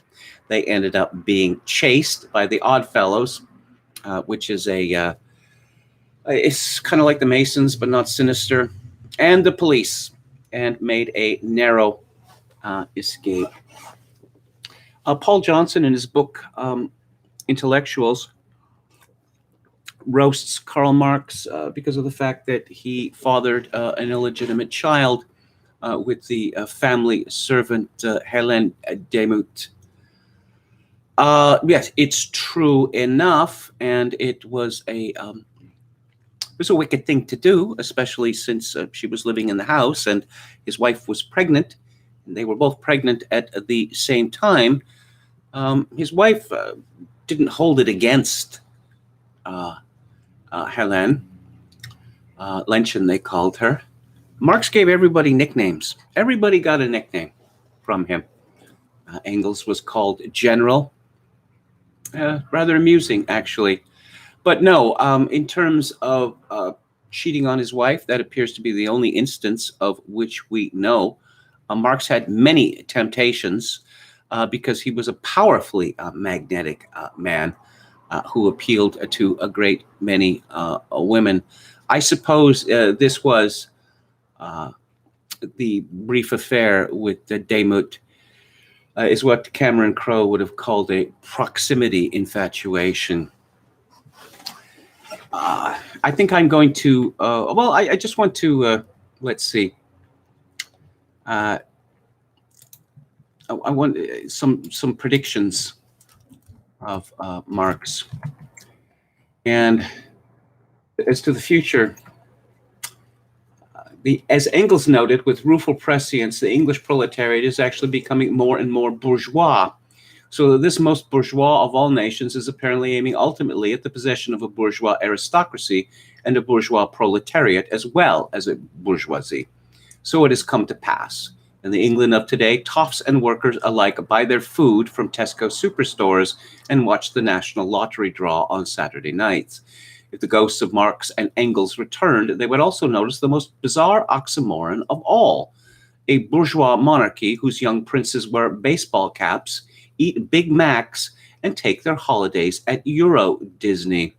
In Hyde Park, where once the Chartists taunted aristocrats and Karl Marx thought the English Revolution had begun, the largest mass assembly in living memory occurred on September 6, 1997, for the funeral of Diana, Princess of Wales. And Marx, of course, was dogged by spies, government informers, policemen his entire life. And reading about the escapades of Marx and the Internationale in London, they should have thrown out all of them, every single one of them. No good can come out of this. Ween, I suppose, takes a broader view. The 19th century humorist Douglas Jerrold, friend of Dickens and contributor to Punch magazine, was kidding on the level when he wrote, "The best thing I know between France and England is the sea." These quasi-jokes are still a staple of English tabloid headlines today. The very thought of England can transform even intelligent people into babbling tosh merchants. When you come back to England from any foreign country, you have immediately the sensation of breathing a different air, George Orwell wrote in a famous and vastly overpraised essay. In the first few minutes, dozens of small things conspire to give you this feeling. The beer is bitterer, the coins are heavier, the grass is greener. Poor old abroad, it can't even produce a decent lawn. Yes, all of this talk of what the virtues of refugees, I'm sorry, I just don't see it. They are all of them involved in political agitation, which is not useful to the country which has taken them in. I'll finally mention that my great hero Franz Liszt gets a look in this book, if only indirectly. Arnold Ruge, taking fright, left Marx in the lurch by suspending publication, refusing to pay him his promised salary. Some historians have claimed that the quarrel needn't have become terminal had not other personal differences, especially on fundamental matters of principle, been developing between them for some time. But in fact, the most fundamental matter of principle was the ridiculous squabble over the sex life of their colleague Georg Herweg, who had already betrayed his new bride by starting an affair with the Comtesse Marie d'Agoult, a former mistress of the composer Liszt and mother of the girl who became Cosima Wagner. So, to sum up, this is a brilliant book about Marx. And of course, as I mentioned, Ween is making the case for him. One does not have to fully agree with any thinker to find value in his work. And this is certainly true of Marx. And Marx is in no way responsible for the horrors of the Russian Revolution or the Chinese Revolution or any other revolution. Marx was not very good at practical things, and he was constantly warning people in his circle, people that he knew of provocations. So no, I don't think he can be blamed for any of that. So those are my thoughts. Let's go to the chat. The Brits have a blue plaque up on Engels' British flag that says economist. Jonathan Bowden saw it and thought for a second about the horrors of the 20th century and thought destroyer of worlds more apt. Engels was a great reporter, and he did more than practically anyone else to alert the nascent Victorians to the horrors of people living in England's slums. Dickens wrote about it in novels, but what Engels reported was true. And of course, the Victorians were a great reforming people, and for that reason only, we should be grateful to Engels. Funny how ISIS-K suddenly shows up in Afghanistan and starts committing terrorist attacks against U.S. soldiers just when the U.S. is about to leave, and then the pro-war state propaganda goes full blast. That's from Ashy Main. Bravo. What is this? Sam Hyde did a Christopher Hitchens impression where he speaks with a deep, low voice and a posh British accent and says something like, "The proposition that God exists is utterly preposterous." That's from Ashy Main. Bravo. Marx at the Kavorka, says Yo Mama. Okay. Who would turn down getting drunk with Carl? He certainly liked to drink. I don't know. You see, he was a guru figure, and I find guru figures to be unbearable. Because with a guru figure, it's always, yes, Carl, no, Carl, absolutely, Carl, so brilliant, Carl, and not even a hint of disagreement. Edward Richardson says, what nobody ever discusses is that neither Marx nor Engels ever defined communism. Socialism is defective communism. The next stage they never really outlined. It was a mirage for the mentally challenged. Well, yes, Wien goes into this. That Marx had this bizarre idea that this specialization was a bad idea.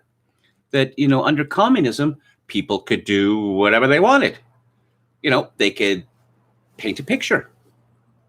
They could write a short story. They could write a symphony. Then maybe they might make a pair of pants or a pair of shoes, and then herd some cows. Yeah, no, it was never worked out. Media Hit says his parents converted to Christianity. Yes, I didn't talk about that. Perhaps I should. His father Heinrich seemed like a good and kind man who was exasperated by his son and predicted disaster for him. And his son simply cut him off. His uncle, Karl Marx's uncle, Leon Phillips. You recognize that name, Phillips? Phillips Electronics? Yes, that's him. Imagine Marx is a blue check mark, says a Frito Bandito. No, Marx would be permanently banned from Twitter within a week or two of starting an account because of the ferocity and the personal nature of his insults. Okay. Edward Bridges says companies are monopolistic and exploit, but you're not exploited in state tractor factory number 45 in the single party police state. Oh no, I'm not. I have no love forever of communism. None. I would agree though with Alan Clark that I would rather live in a socialist country than a multicultural country. Oh, thank you for your comment there, Edward Richardson, because it reminds me of something that I should have said, that Marx was obsessed with property, as was Hilaire Belloc, who's the servile state we just finished going over. Marx came to the conclusion that property should be abolished. Well, that's impossible. People love property. People will go to tremendous lengths to own things. Hilaire Belloc's solution was far superior. The distribution of property is what is needed. Because property in the High Middle Ages in England was distributed. And then it was all clawed back. Well, not back. It was simply assumed by the new thug aristocracy that Henry VIII instituted. Anaron says Pretty in Pink and Some Kind of Wonderful are the exact same movie, but in the latter, the nerds end up together. Okay, that's it for today and for this week. What's coming up? I'm going to be talking next week on Theater Thursday about a documentary made by Figueroa and Knudsen about John Milius. I've long loved John Milius, but after I saw this documentary, I loved him even more. On the book club next week, I'm going to be discussing Welcome to Hell by Bad Billy Pratt. And on Music Monday, August 30th, I'm going to be discussing The Sons of Johann Sebastian Bach. I'll be back on the air on Monday at 4 p.m. Pacific, 7 p.m. Eastern. If you like the show or any part of it, I'd appreciate it if you click on the like button and subscribe to my YouTube channel if you have not done so already. If you would like to make a donation to this live stream, which would be really useful to me, incredibly useful, needed right now, my PayPal account is linked to kevin_grace@hotmail.com. If you're in Canada, donations to the live stream may be made directly via interact@kevingrace@shaw.ca. And as always, I leave you with this benediction. In these days of social atomization and civilizational collapse, I do dearly wish that you, my dear viewers and listeners, manage to forge a genuine human connection to ease the burden. Good night.